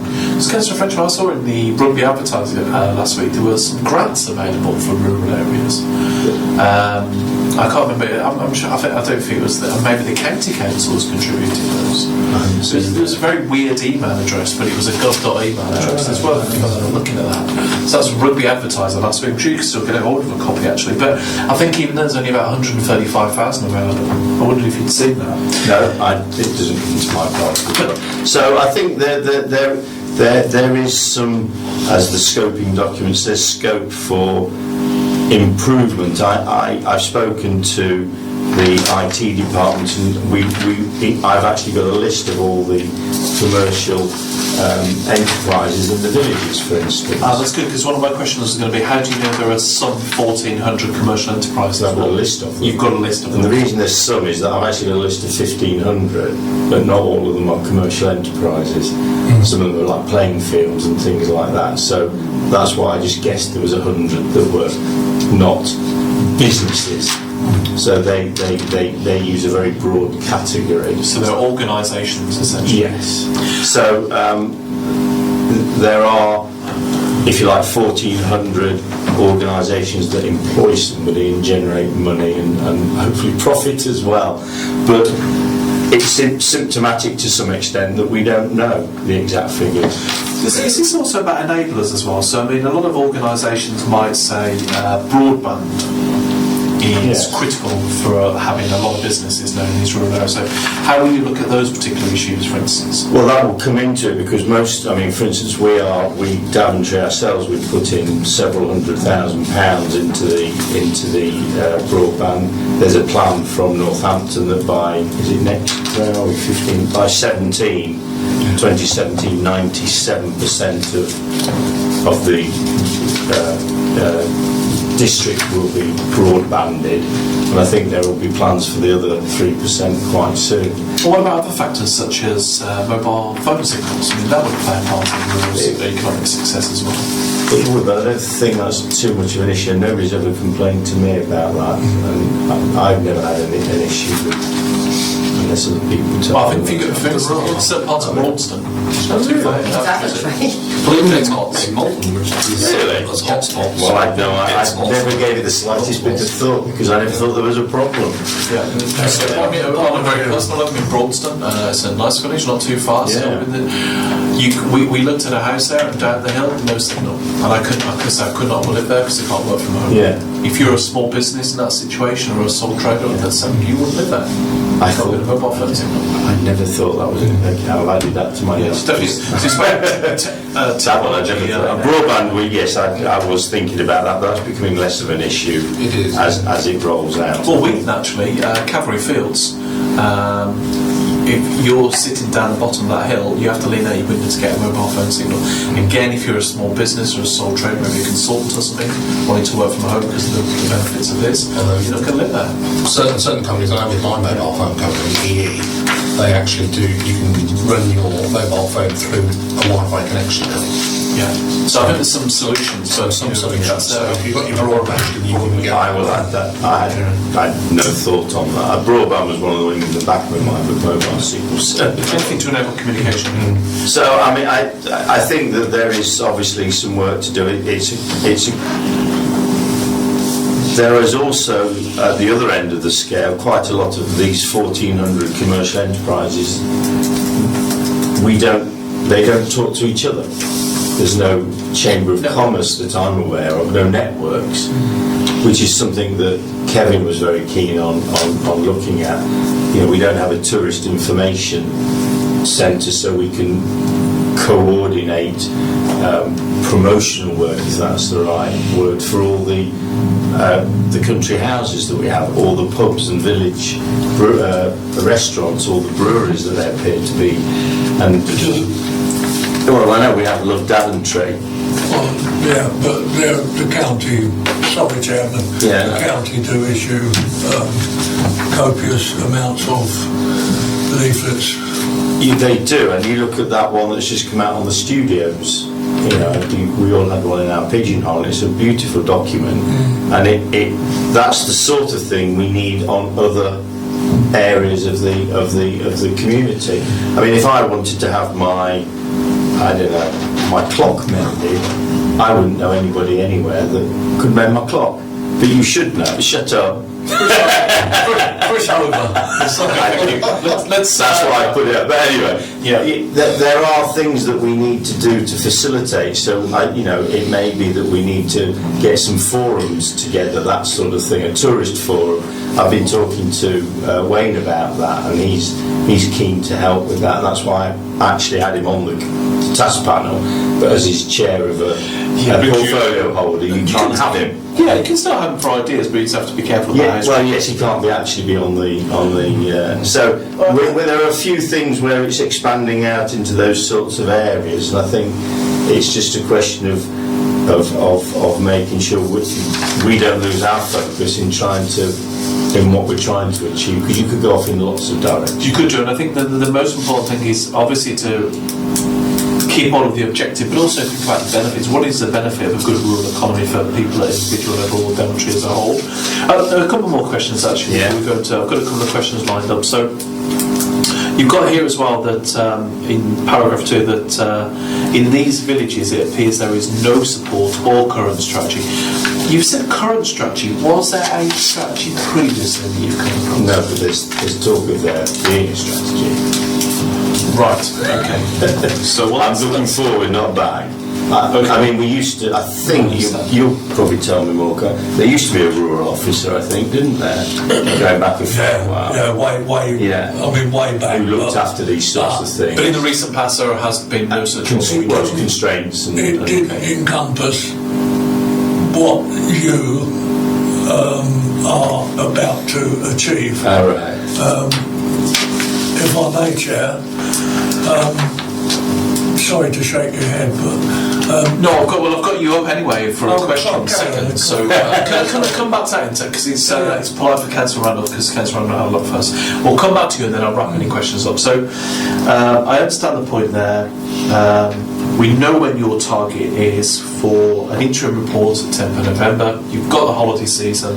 Yeah. We accept that is a pragmatic reason for not being able to access your participants. And it looks like the machine is whirring now, which is a good thing. And you've refocused. We know where we're going at. That's important. Let's have some questions before we move on to the next agenda item. Thank you.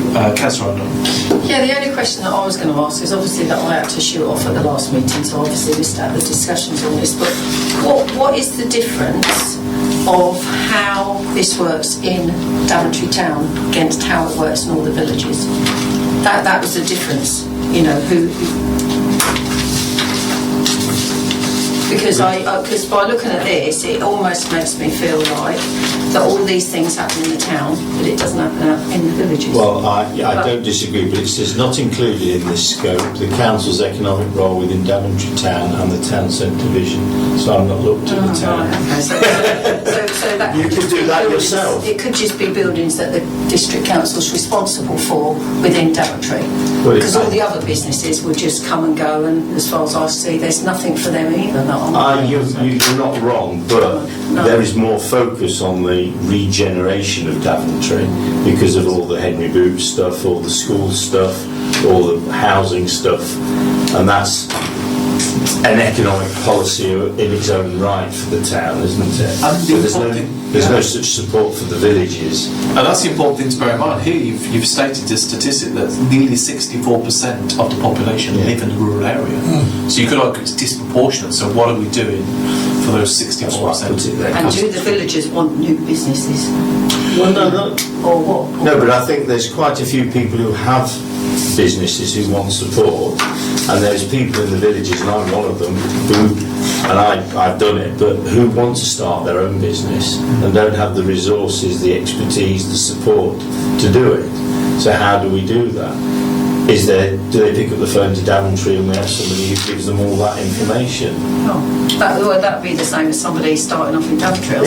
I'm not saying it won't benefit them. But that's what I say, I don't know, but probably that would be.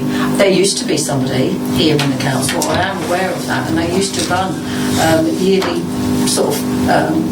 They used to run something where small business could drop in and get information, but I don't know if that's. But that is for obviously everybody in the I'm district. exclusively looking at the rural, but that doesn't mean it wouldn't work as a model in the town. And to be honest, I think a lot of it would probably, if you did a Venn diagram, there's quite a big grey area. It's probably the way it overlaps. Absolutely, yeah, because the same sort of issues. Let's Councillor Paul, have you got a final question or salient point contribution to us? Yeah, I mean, the salient point is I'm thankful that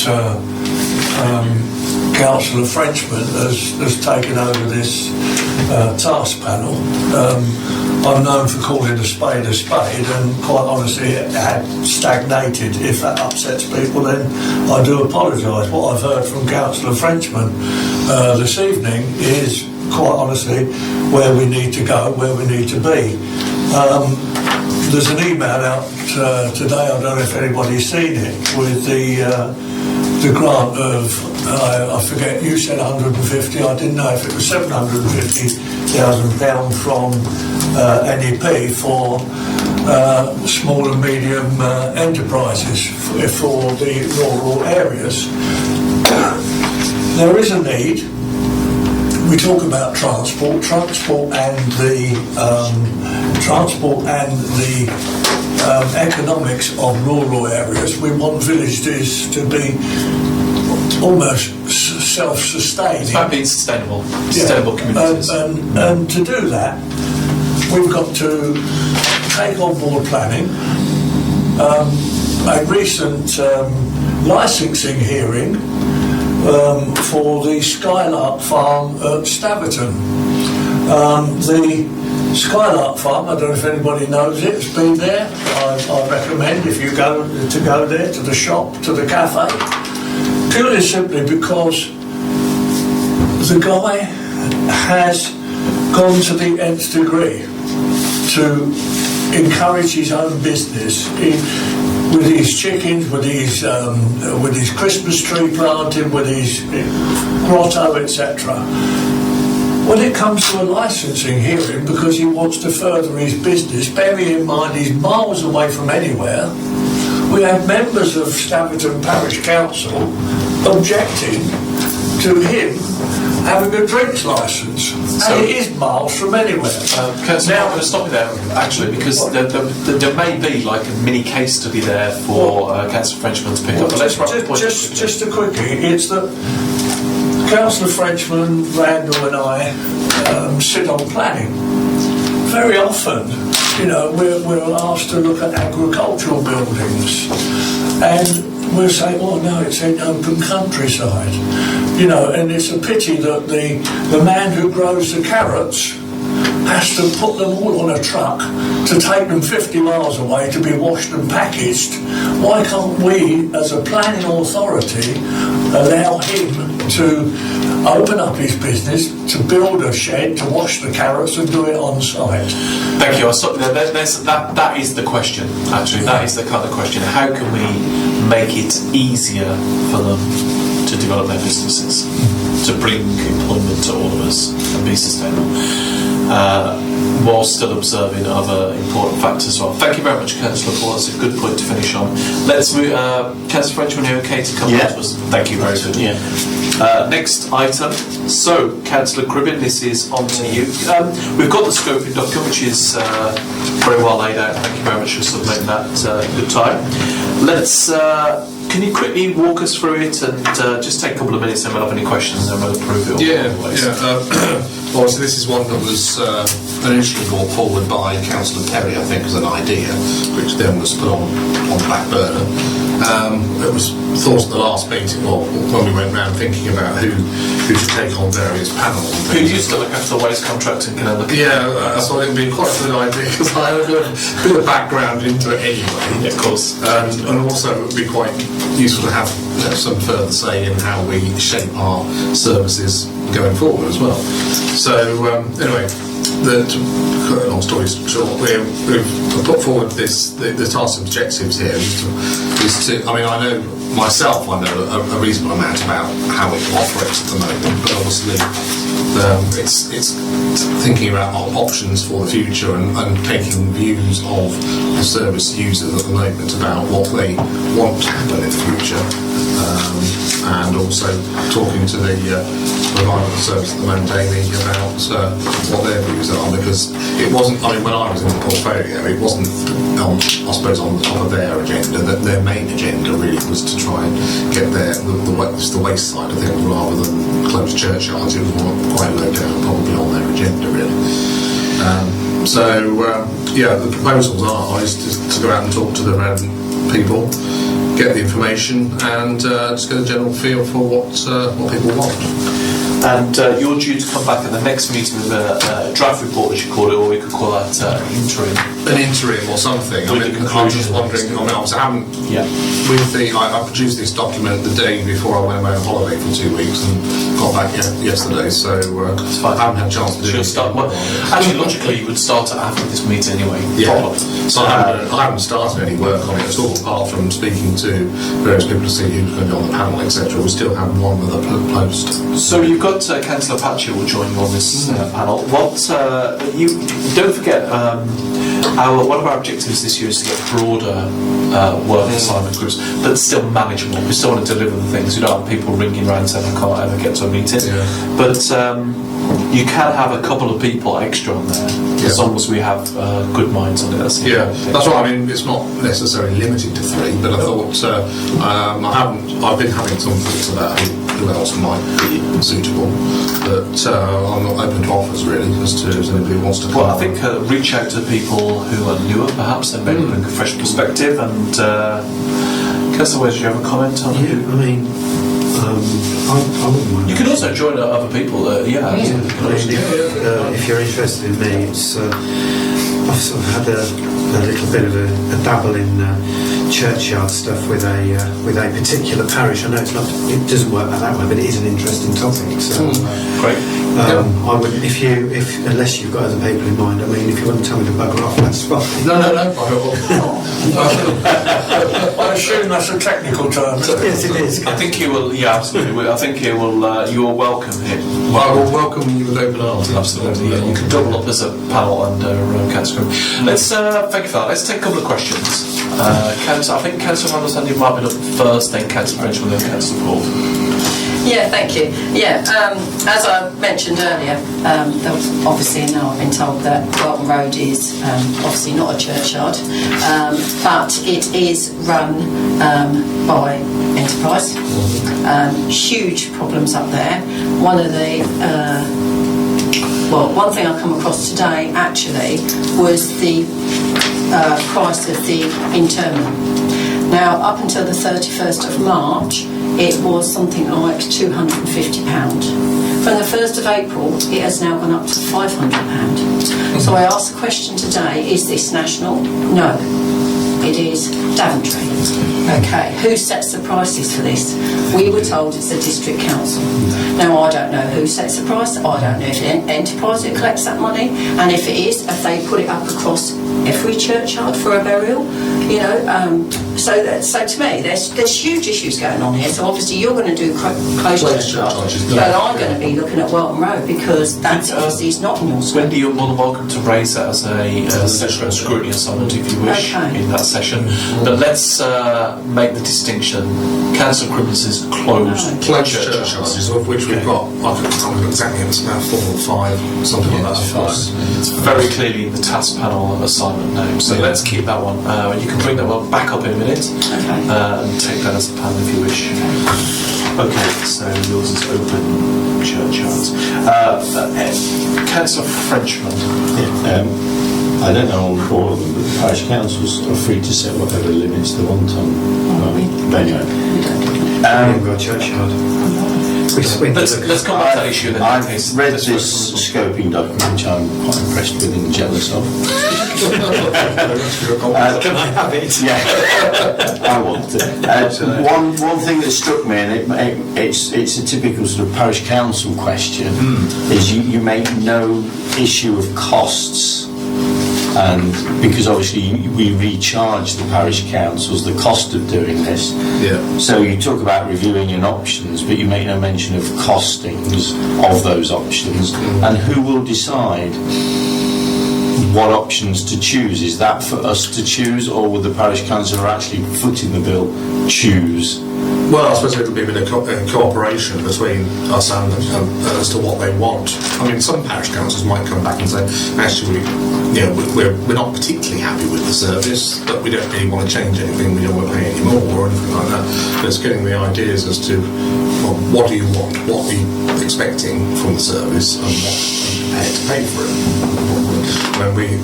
It's the options going forward which we can put. The output of this particular panel would be to present some options to the management team, Simon Bauer's team, to consider when they're looking at reletting the contract either to Amy or to a new provider. The point I was getting at, whatever else. perhaps I'm just saying you're wrong, but point 3, where you provide options to the strategy committee, and then surely it's actually for the parish councils to decide. Yeah, well, it would be rather than us. Well, what I'm saying is, it's in conjunction with talking to them about what they would like and getting a consensus from them. That would form the options. It wouldn't be a case of I'm deciding or the committee, but the panels. It reads that way. Yeah. Actually, by definition, if I'm looking at the right one, by definition anyway, that's actually just bringing about scrutiny and then it goes up here. But yeah, we understand your point. Thank you, Councillor Frenchman. Councillor Paul, I think you had a comment. Please make it say oral question because we have to move on.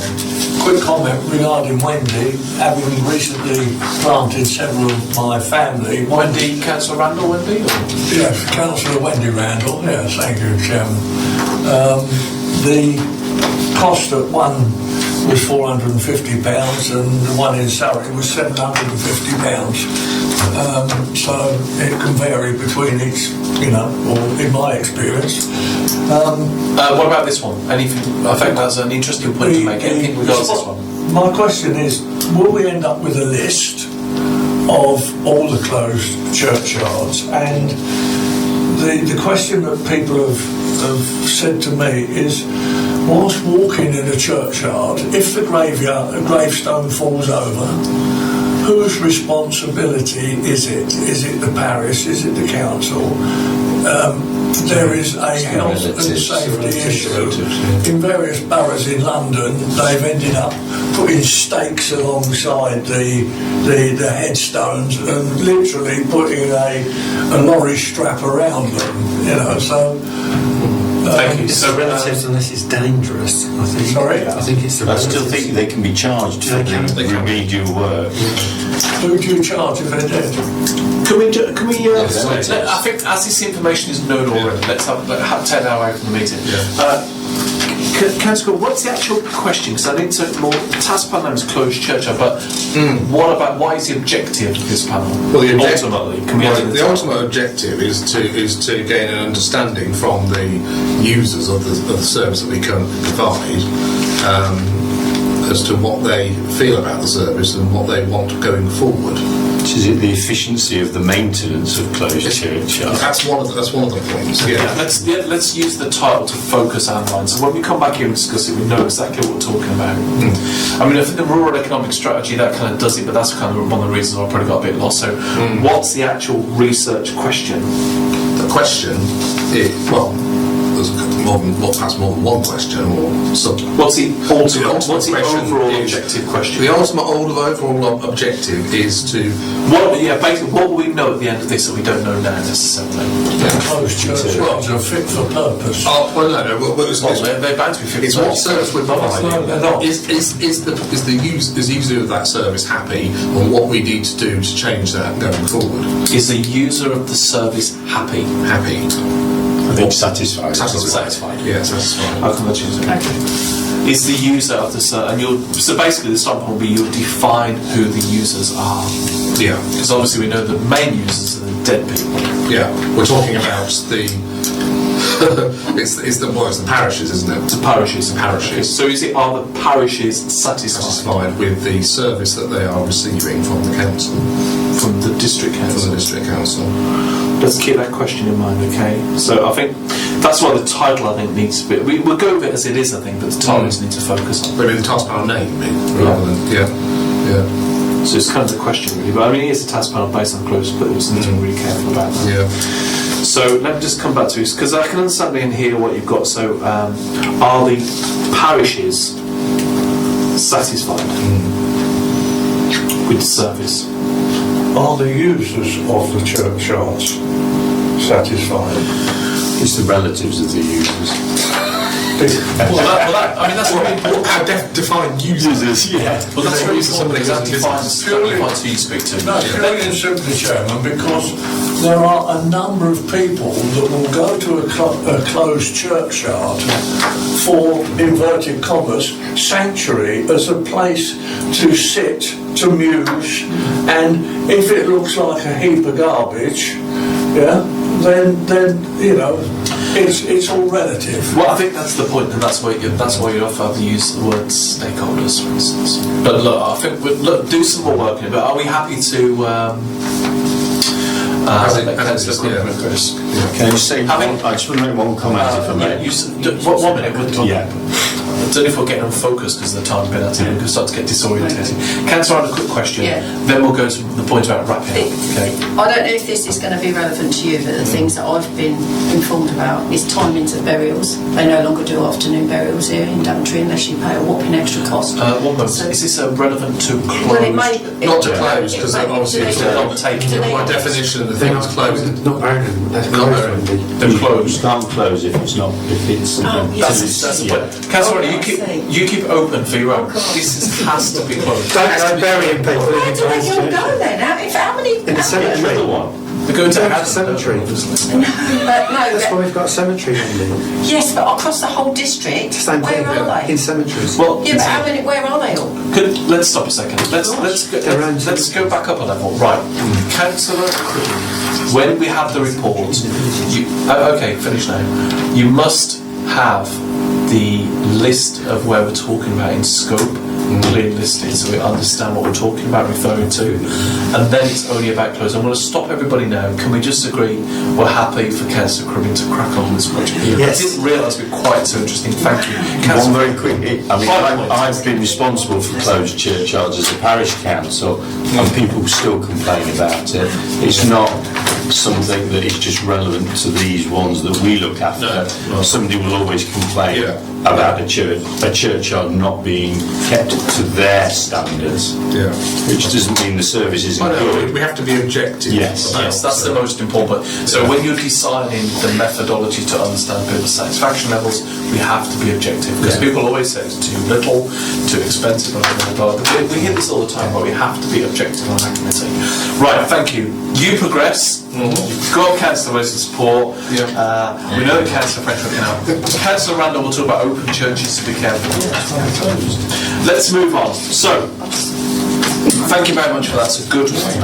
But let's keep focused on the question. Right, let's have some order, folks. Councillor Frenchman, let's have some order. I didn't realise this subject was quite so entertaining. Right, thank you. Good, let's have some order. Right.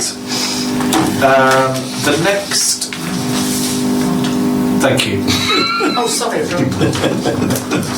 Thank you very much. So, the next subject is implementation activity.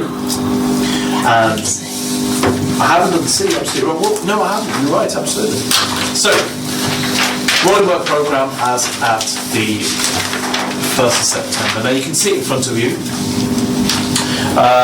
We made some changes at the bottom, and some actual ones that I put on there, which I thought might be interesting or not, was, and again bring it to today as the chair, one was about broadband, which I know might be an issue to look at in the future. Don't know, that's just why it's on there at the minute as an idea. And another one was tattoo parlours. Now, before, we had one of these issues where we had a quick dive in at a subject, and this kind of probably feels one of those maybe more about licensing. And this was around about the kind of the safety of those premises and the licenses and so on. And I put it, I kind of threw it out there as a bit of an idea on this one, but we haven't discussed it. It was something I was listening to in some kind of media, and I thought maybe it's something to talk about in the future. Don't know, but I think there's bigger priorities at the moment. And again, it might be a quick tip. But we've got other ones at the bottom which we have listed. That's why we're in pink. Empty commercial property, vision for education, waste relationship, review of Middlemore housing initiative, again some extras, and we've had some discussed tonight. So what we normally do at this point is we ask us up if there's anything we want to put on, and then start to operationalise. Now, Councillor Randall has got some. Before we come on to that one, there was a rolling work programme item that we were looking originally for a scoping document about for tonight, which was about the canal arm. Actually, I think I mischaired that particular item because it was about a strategic issue that hadn't yet started, but we'd agreed on at full council and got full support. It wasn't available for us to look at yet because our focus is on performance issues. And again, every time we keep having this message about performance. So basically, that one will not be operationalised because it's not about performance. It was about the question that we had over opportunities. So that's why we spent time looking at corporate plans. So Councillor Wesley will have a look at another topic, and he's got a few ideas once we have those tonight. So we will not be looking at that particular issue now. It's not an issue, that's the point, because nothing's happened. It's not got to that It's not even got to the stage where it's an issue. And our objective is to look at performance issues. So with that in mind, Councillor Randall, what would you like to look at? Well, I was just going to actually ask Councillor Cribbin and Councillor Frenchman. Now I actually understand that a closed churchyard means that it's closed for burials, because that doesn't necessarily not closed for access to people, just to walk through. Right, okay. It's I thought it meant it was like come under the, the church. No, it's followed by the Right, okay, well, sorry about that. So now I've got an understanding of that. So now that you have, so you obviously then have a piece of land somewhere else to bury the people. We've got 3 cemeteries, Right, okay. because 2 are closed. Who are they run by? In our instance, the parish council. And so they dig out the... No, what happens? we sell a plot, Right. and the grave digger for the. So you employ someone on your... No. The funeral directors do, The funeral directors, right? Okay. and they charge the client or the Right, okay, ex-client. so that's how all the parishes run, Basically, the apart. parish administers the burial. So Daventry The parish is the only records the one. burial, administers the burial, gives them permission for the burial, And charges. and charges for the burial. Right, okay, so Daventry is the only one that uses Enterprise then? Probably. let's go back a step. I think there's probably a lot of questions. Otherwise here, it's just all given difficult. quite late. Right, okay. Councillor Randall, maybe there's something you want to go away and have a look at and come back with a question, because I think at the minute you've got the fundamentals of the definition of open versus Well, I'm just closed thinking, if that's the only one that is actually run by rather than the parish all doing their own thing, then I don't need to do that as a task. I will just go off and dig into that and delve about that and get meetings here myself without actually bringing it as a task panel. Fine, we'll go out and look at it, but of course you have this forum if you have this question. There was an area we looked at earlier, which was 2.2, that's the whole point of this. We look at these issues and we focus on them. Is this something that you would consider looking at? Bear in mind you don't have to bring the script back. No. This is the care and repair, wasn't it? Yes. The care and repair. Well, it's got amber and now it's red. And because we don't really know the reason why it is red, if I go away from here, and when I go into the hospital to see my nan this week, I'll actually find out what information I got from that hospital. If there's some or county council, if they're not actually telling me anything that we're offering, then I really know that there is a breakdown of communication. Well, because you just... Also, you can only draw from us, but you can't draw a generalisation from a specific issue. But what I recommend you do is you actually go away and draw up a very short scoping document, which basically says how is it communicated and other improvements of communication. And actually, the framing that we normally do the question is, can the communication of this service be enhanced? And then you understand what the current situation is and how to improve it. Tony? Just in case Councillor Randall's misunderstood what this is about, it does involve care and repair, but it's more essentially to do with disabled facilities grants and home repairs assistance. So it's about grant award rather than the smaller jobs that care and repair and get involved in. Yeah, so I mean, if the things that I'm thinking of, if somebody's come out of hospital and they've got a stroke and they need a wet room. Yeah, it's that sort of thing rather than rails by the doors and hand gloves, that sort of thing. Yes, right, okay, yeah, the big projects that they need to enable them to live in their home. Yeah, and I think the important, thank you Tony for clarification. The point is, what time's the witching now? Is it 9:50? I ask this every time. Well, I don't even should really ask anyone. We should put it on the agenda. Councillor, this is to me classic SLA activity because it's come through the plan. We can see there's performance drift, and there's a very direct question. Basically, is there scope for improvements? Is there an improvement plan for communication? Because that might be at the heart of it. You don't know, but it probably is. Because the question actually may be, I mean, could even be more. Can you just come back with something on that with the scoping document for the next meeting? Again, please make sure you get your scoping document in to Wendy a couple of weeks before. And ask me if you want any help. So that'll be your project. Do you have anything else, Councillor Randall? No, thank you. I'll do one at a time. Good. Yeah, I should. One at a time. Concentrate. Chairman, can I just make a point with regard to my Councillor, yes, you may. my particular task panel? I'm just looking at, one thing, we've got a final report due November 2015 written on here, so that's an error, I think. The rolling work programme. The rolling work programme, we can update it. Update that, yeah. Yes. And I'm just a quick spelling error on my surname. What's wrong with your surname? I mean, it should be appears all over the place. I wondered how I didn't notice that. Well done, well spotted, that's good scrutiny. Just walk away from it and leave it to him, can't you? Yeah, that's right. Well, I actually thought I was testing stand corrected, thank you. So Yes, I trained as a lawyer. You look at every single one. You're very good at this. Yeah. November 2015. It's actually going to be February 2016. That's what I mean. At this point, it's only indicative. I think, that's right. It could slip, couldn't it? Depending on what happens, you never know. It could be. Quite right. Councillor Paul, quick salient point, please. You mentioned licensing as a possible task panel.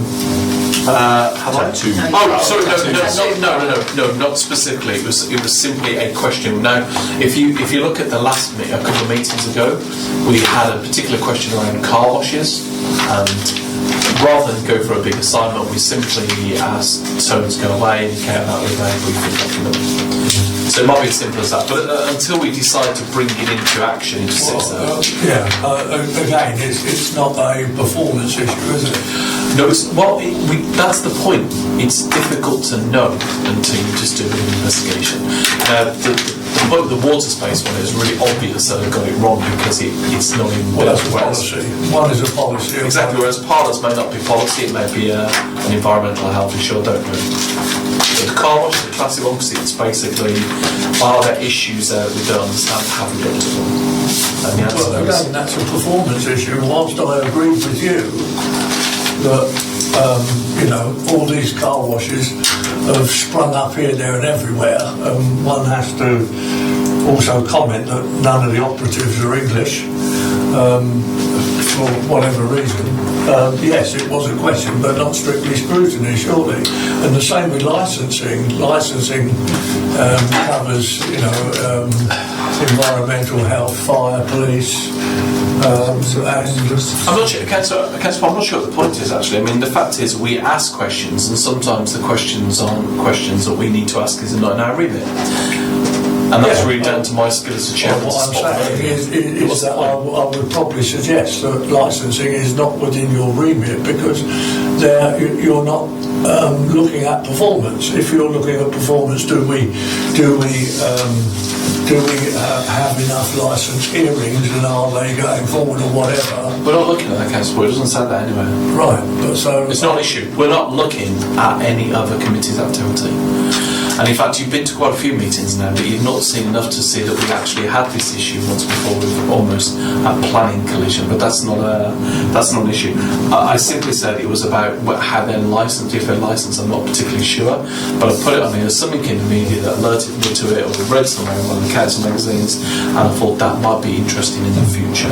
But as always, you'll have a few things sit on the back of here that may or may not ever see the light of day. Some things do and they disappear again, but this is why you have the rolling work programme. I don't know how this is done historically many years ago, but actually you may not have even had such a document which you can refer to for transparency purposes. So let's, Councillor Randolph, I think you had a final Yeah, the only thing that we were, you know, when we come on the car wash one, so there's a lot of different things that we was actually concerned about. It's even of how they were disposing of the water, you know, Absolutely. and things like that. So it wasn't just, you know, whether they were licensed, it was, you know, just... It's basically about And the social we found out what we needed to go and just... Move on.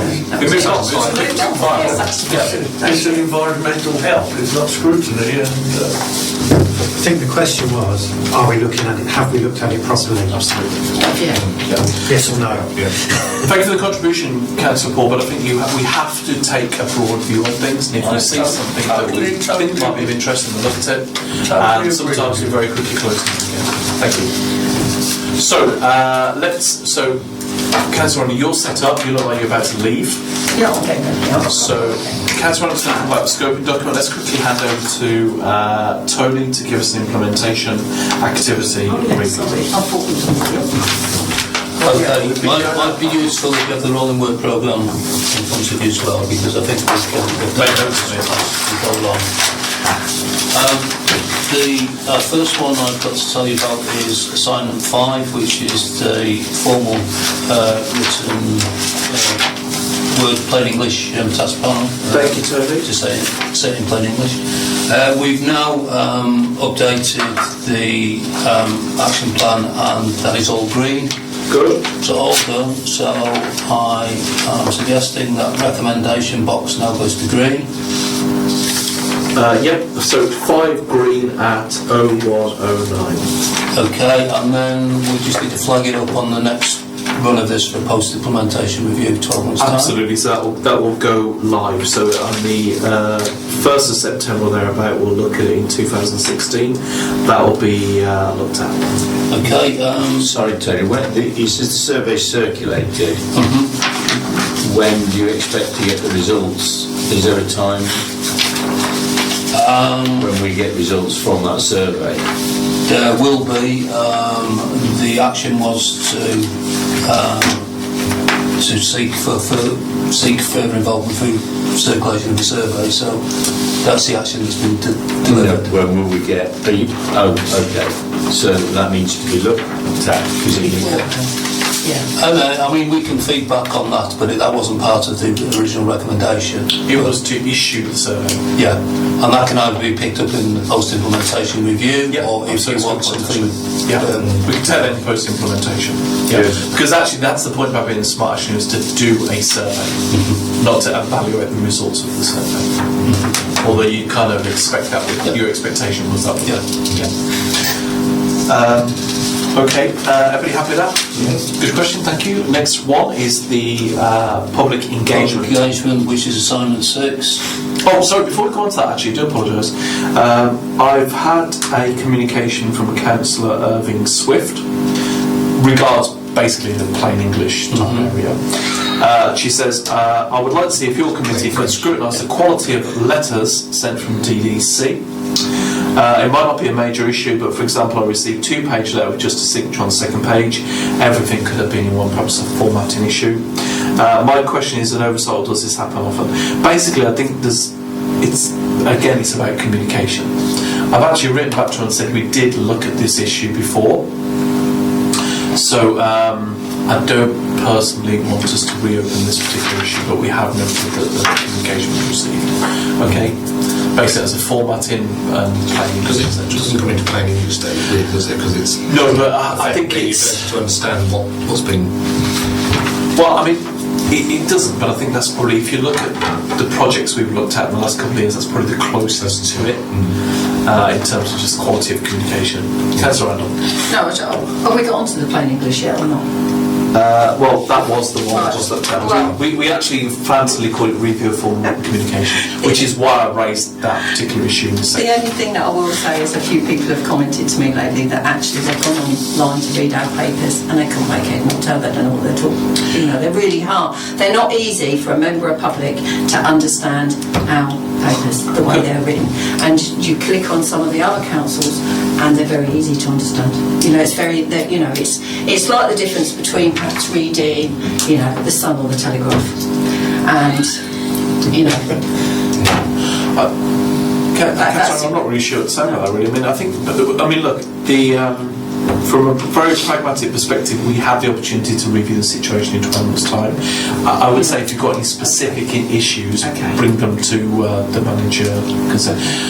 Tony, okay? Yeah. Let's move on to the next one. Assignment 6, quality of public engagement. Again, that's now complete. The update was on the third recommendation. All of it's complete, is it? Yeah, the community engagement strategy was adopted by council in July. So that's now completed that. So that one should go green. So that kicks in from the next one. Councillor, a question? yeah, there was one of the things that was on that was actually access to the building and making access easier at council meetings. That has happened. We had a member of the public come to our last full council meeting. He couldn't get out of the building because you need a SWAT card to get out. So actually, you know, whether at the end of the meeting, if there's a member of the public, somebody is down to make sure. No, Not for the outside door. and they go out this way. Yeah. So just to, you know, make you aware that obviously they've got in because it was open, they couldn't get back out again.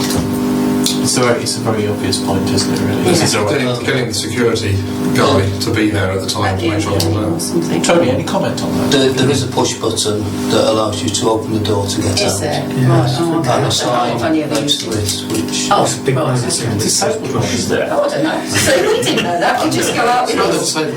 Yeah, we did know. We just go like that. Okay, so actually, first that point, there was a point raised, but actually it's resolved Okay, straight away. thank you. Thank you, Tony. Let's go on to the rural transport task panel. Now, there's no point giving us an update on this, really, is there? Oh no, there is. Sorry, Tony. Do apologise. There's some narrative update, but essentially it hasn't moved on significantly. Because we're waiting for Councillor Frenchman. Yes, I mean, we're also... There's also staffing issues a Yeah, little bit. yeah. But we're looking to get consultants lined up for that. So this is still 2 amber. Still to add. So well, the second one actually is green, which was the promoting public transport services in partnership with NCC. So one's amber and one's green. Yeah. So there is a change. That's But, good. that would stay amber on the plan. Yeah, but we can make us. That's why I put these specific. One meeting, folks, otherwise we'll get confused and we're going to race to the end. Right. Assignment 11, procurement procedure. This was the DDC contacting with other local authorities. You've got an update on this from today, Tony? Yeah, the amber there, which was the second part of the first recommendation, I can actually tell you that was agreed at SMT this afternoon. Very good. So that goes green, which means the action plan is green, which means your rolling work programme will go green. Good. So we can say 1 green at today's date. That's good. Good news. Very good progress. Okay. And that's all for today, isn't it? We've got. There's more. Corporate strategy. We've Yeah. got number 12.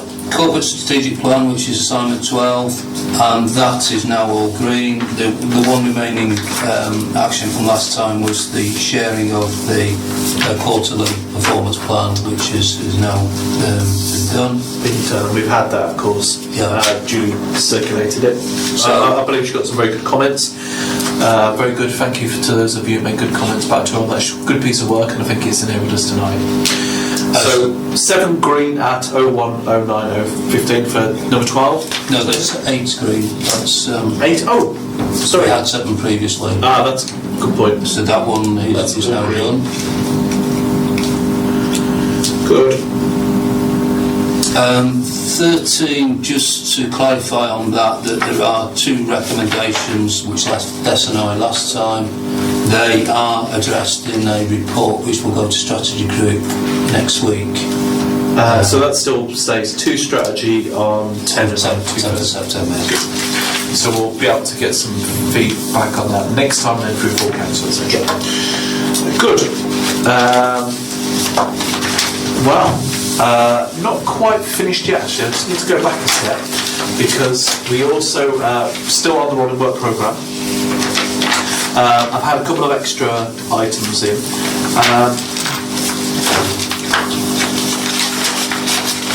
Councillor Wesley obviously had a project beforehand. He joined as a member of Councillor Cribbins.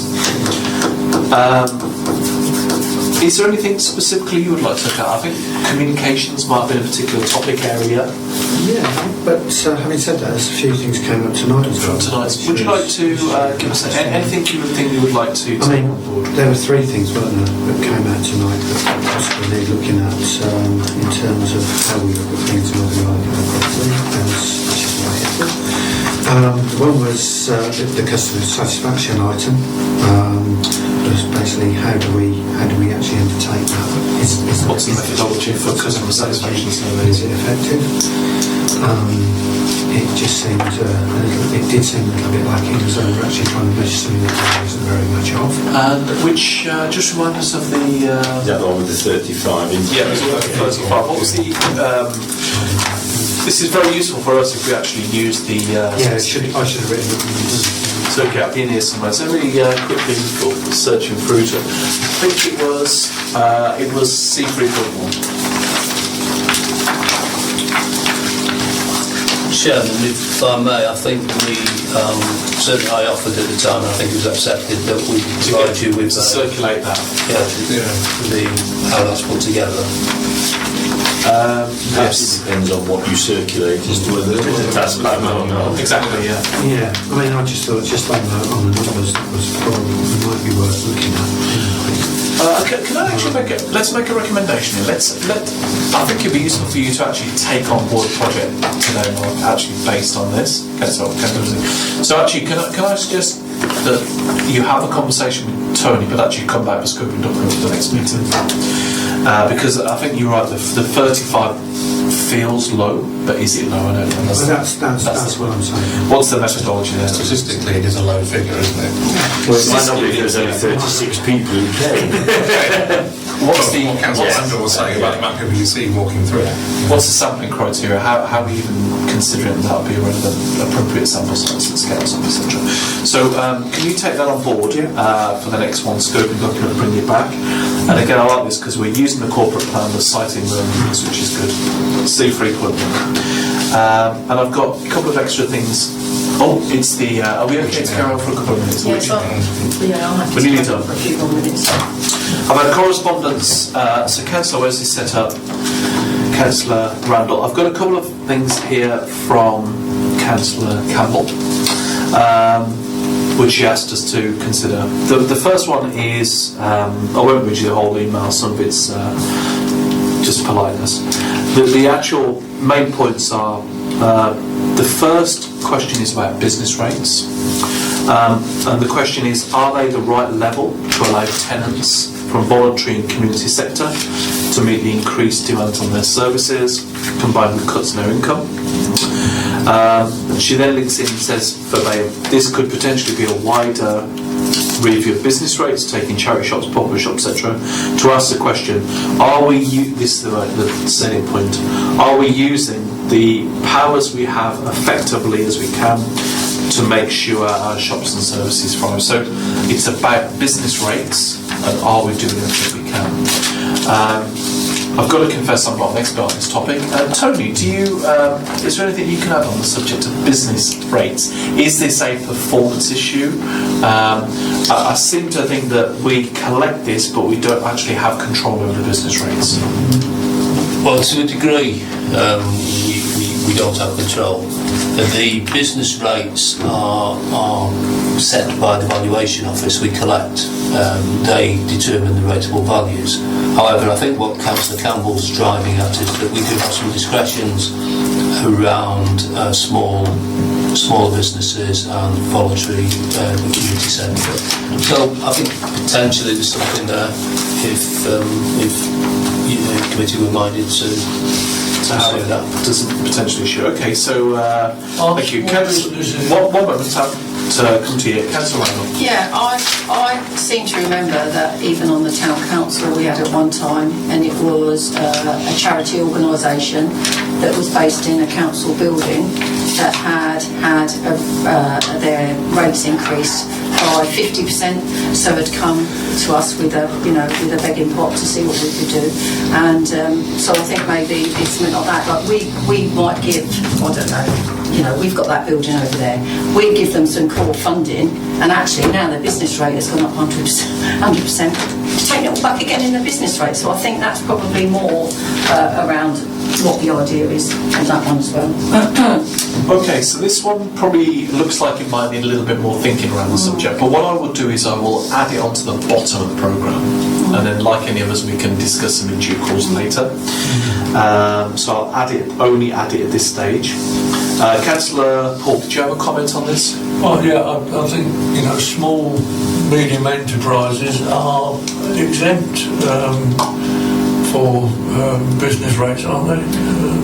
There are some, Chairman, there are some exemptions and there are some discretions that the council applies. Again, I think if that's the area that Councillor Campbell's looking at, then potentially there is some work that could be done there. Councillor Wesley. Yeah, I think just on that, I think when I had my little brief training on the council's finances, there's all sorts of questions around this, especially, and apparently virtually every single man and his dog asks for an exemption, don't they? As I understand it, and it's a constant. You expect them to, wouldn't you? No, it's a constant battle as to whether that's valid or not, and I think it's sort of educational establishments, and I think one of the examples given was a hotel was asking for exemption because they ran training courses, and they were asking to be exempt because they were an educational establishment. Thank you for that, Tony. Just to perhaps help on that, there's a whole business around encouraging businesses to seek exemptions or discounts on their rates, and there's no win, no fee sort of thing that many businesses do that as an appeal system, which is dealt with by the valuation office. I think, to cut a long story short, the business rate system is overdue a full evaluation or revaluation, which is outside of our scope. However, I think there are some discretions and some exemptions that we have some discretion on how we apply. As I say, I think that might be an area. Thank you. I also understand there's some perhaps lobbying central government on some of this as well, to give us more discretion from the research I've done following this. Thank you for that. And finally, from Councillor Campbell, the second point was, she said, the second is something about the impact of welfare reform. Is DDC doing enough preventative work to ensure the needs of local residents are met? Here, for instance, NB, I know council tax arrears last year were double what they were the year before. Now, I think interestingly on this one, Councillor Randall, you've took a kind of mini topic here, if you like, in some respects, by looking at adaptations. But I think this might be a much bigger piece of work. I think given time in the evening, the fact that we've allocated the projects, would we be happy to put this onto the longer rolling work programme and then bring it up later? Because I think these, particularly welfare reform, I think it's a good meaty project. We could certainly benefit from this now. Any comments? I think it's a good thing. I think it's a good thing to look at. I've always been minded to do it. It maybe let things. I know if the people have been affected, should be looked at sooner rather than later in a way. But you also need to have some sort of historical perspective on it, don't you, as to where we are, what we're doing, and how we're doing it, and that's what we're here to do, not how we might be doing it, and possibly. That's all part of the performance evaluation. Yeah, that's what I'm saying. Really. So what we could do at this point, then we'll add it to the programme, so it sits on the bottom. I think it's valid. It's a very, very valid point. And this is probably actually the close to the meeting list for the check. Anybody got any final comments on the rolling work programme or work allocated? Right, in that case then, if everybody's happy. Oh, sorry. The next portfolio holder. It's been a long time. We always say it'll be a short. We're just agreeing coming together at the In my role as vice chair. Keep him in order. Keep him in order. Absolutely, thank you, Vice Chair. So, very good. Thank you, well done. whoever you are. First day back of the holidays. Who would we... it's the issue, not necessarily the person, of course, but any issues we would like to discuss in more detail in any particular portfolio. Well, it could well be, actually, this last one, welfare reform, we could discuss in a portfolio, we'll bring them in and look at the impacts, and that'll be a way to gain some momentum. I think that'll be... is that Councillor Chandler? No. Councillor Long, isn't it? For His business. No, welfare reform. This will be Councillor Long. Yeah. It is Councillor Long, is it? Yeah. We'll invite Councillor Long, shall we? On this particular topic, perhaps. That seems... This gives very good momentum. It means that we've shown it as soon as He's got enough time if you brief him to know what to talk about. Oh, yeah.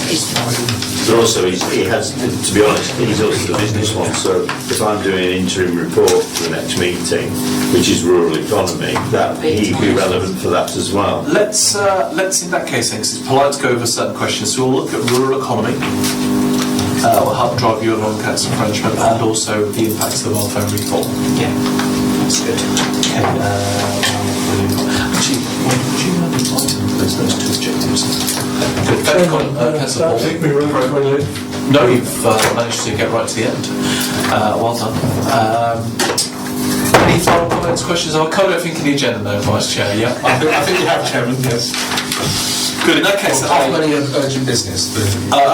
any other urgent business? Close the meeting. Close the meeting. Thank you for your contributions. Good luck on the panels. Let's keep the momentum going. And thank you for all your... Thank you, Chair. Thank you. Good luck.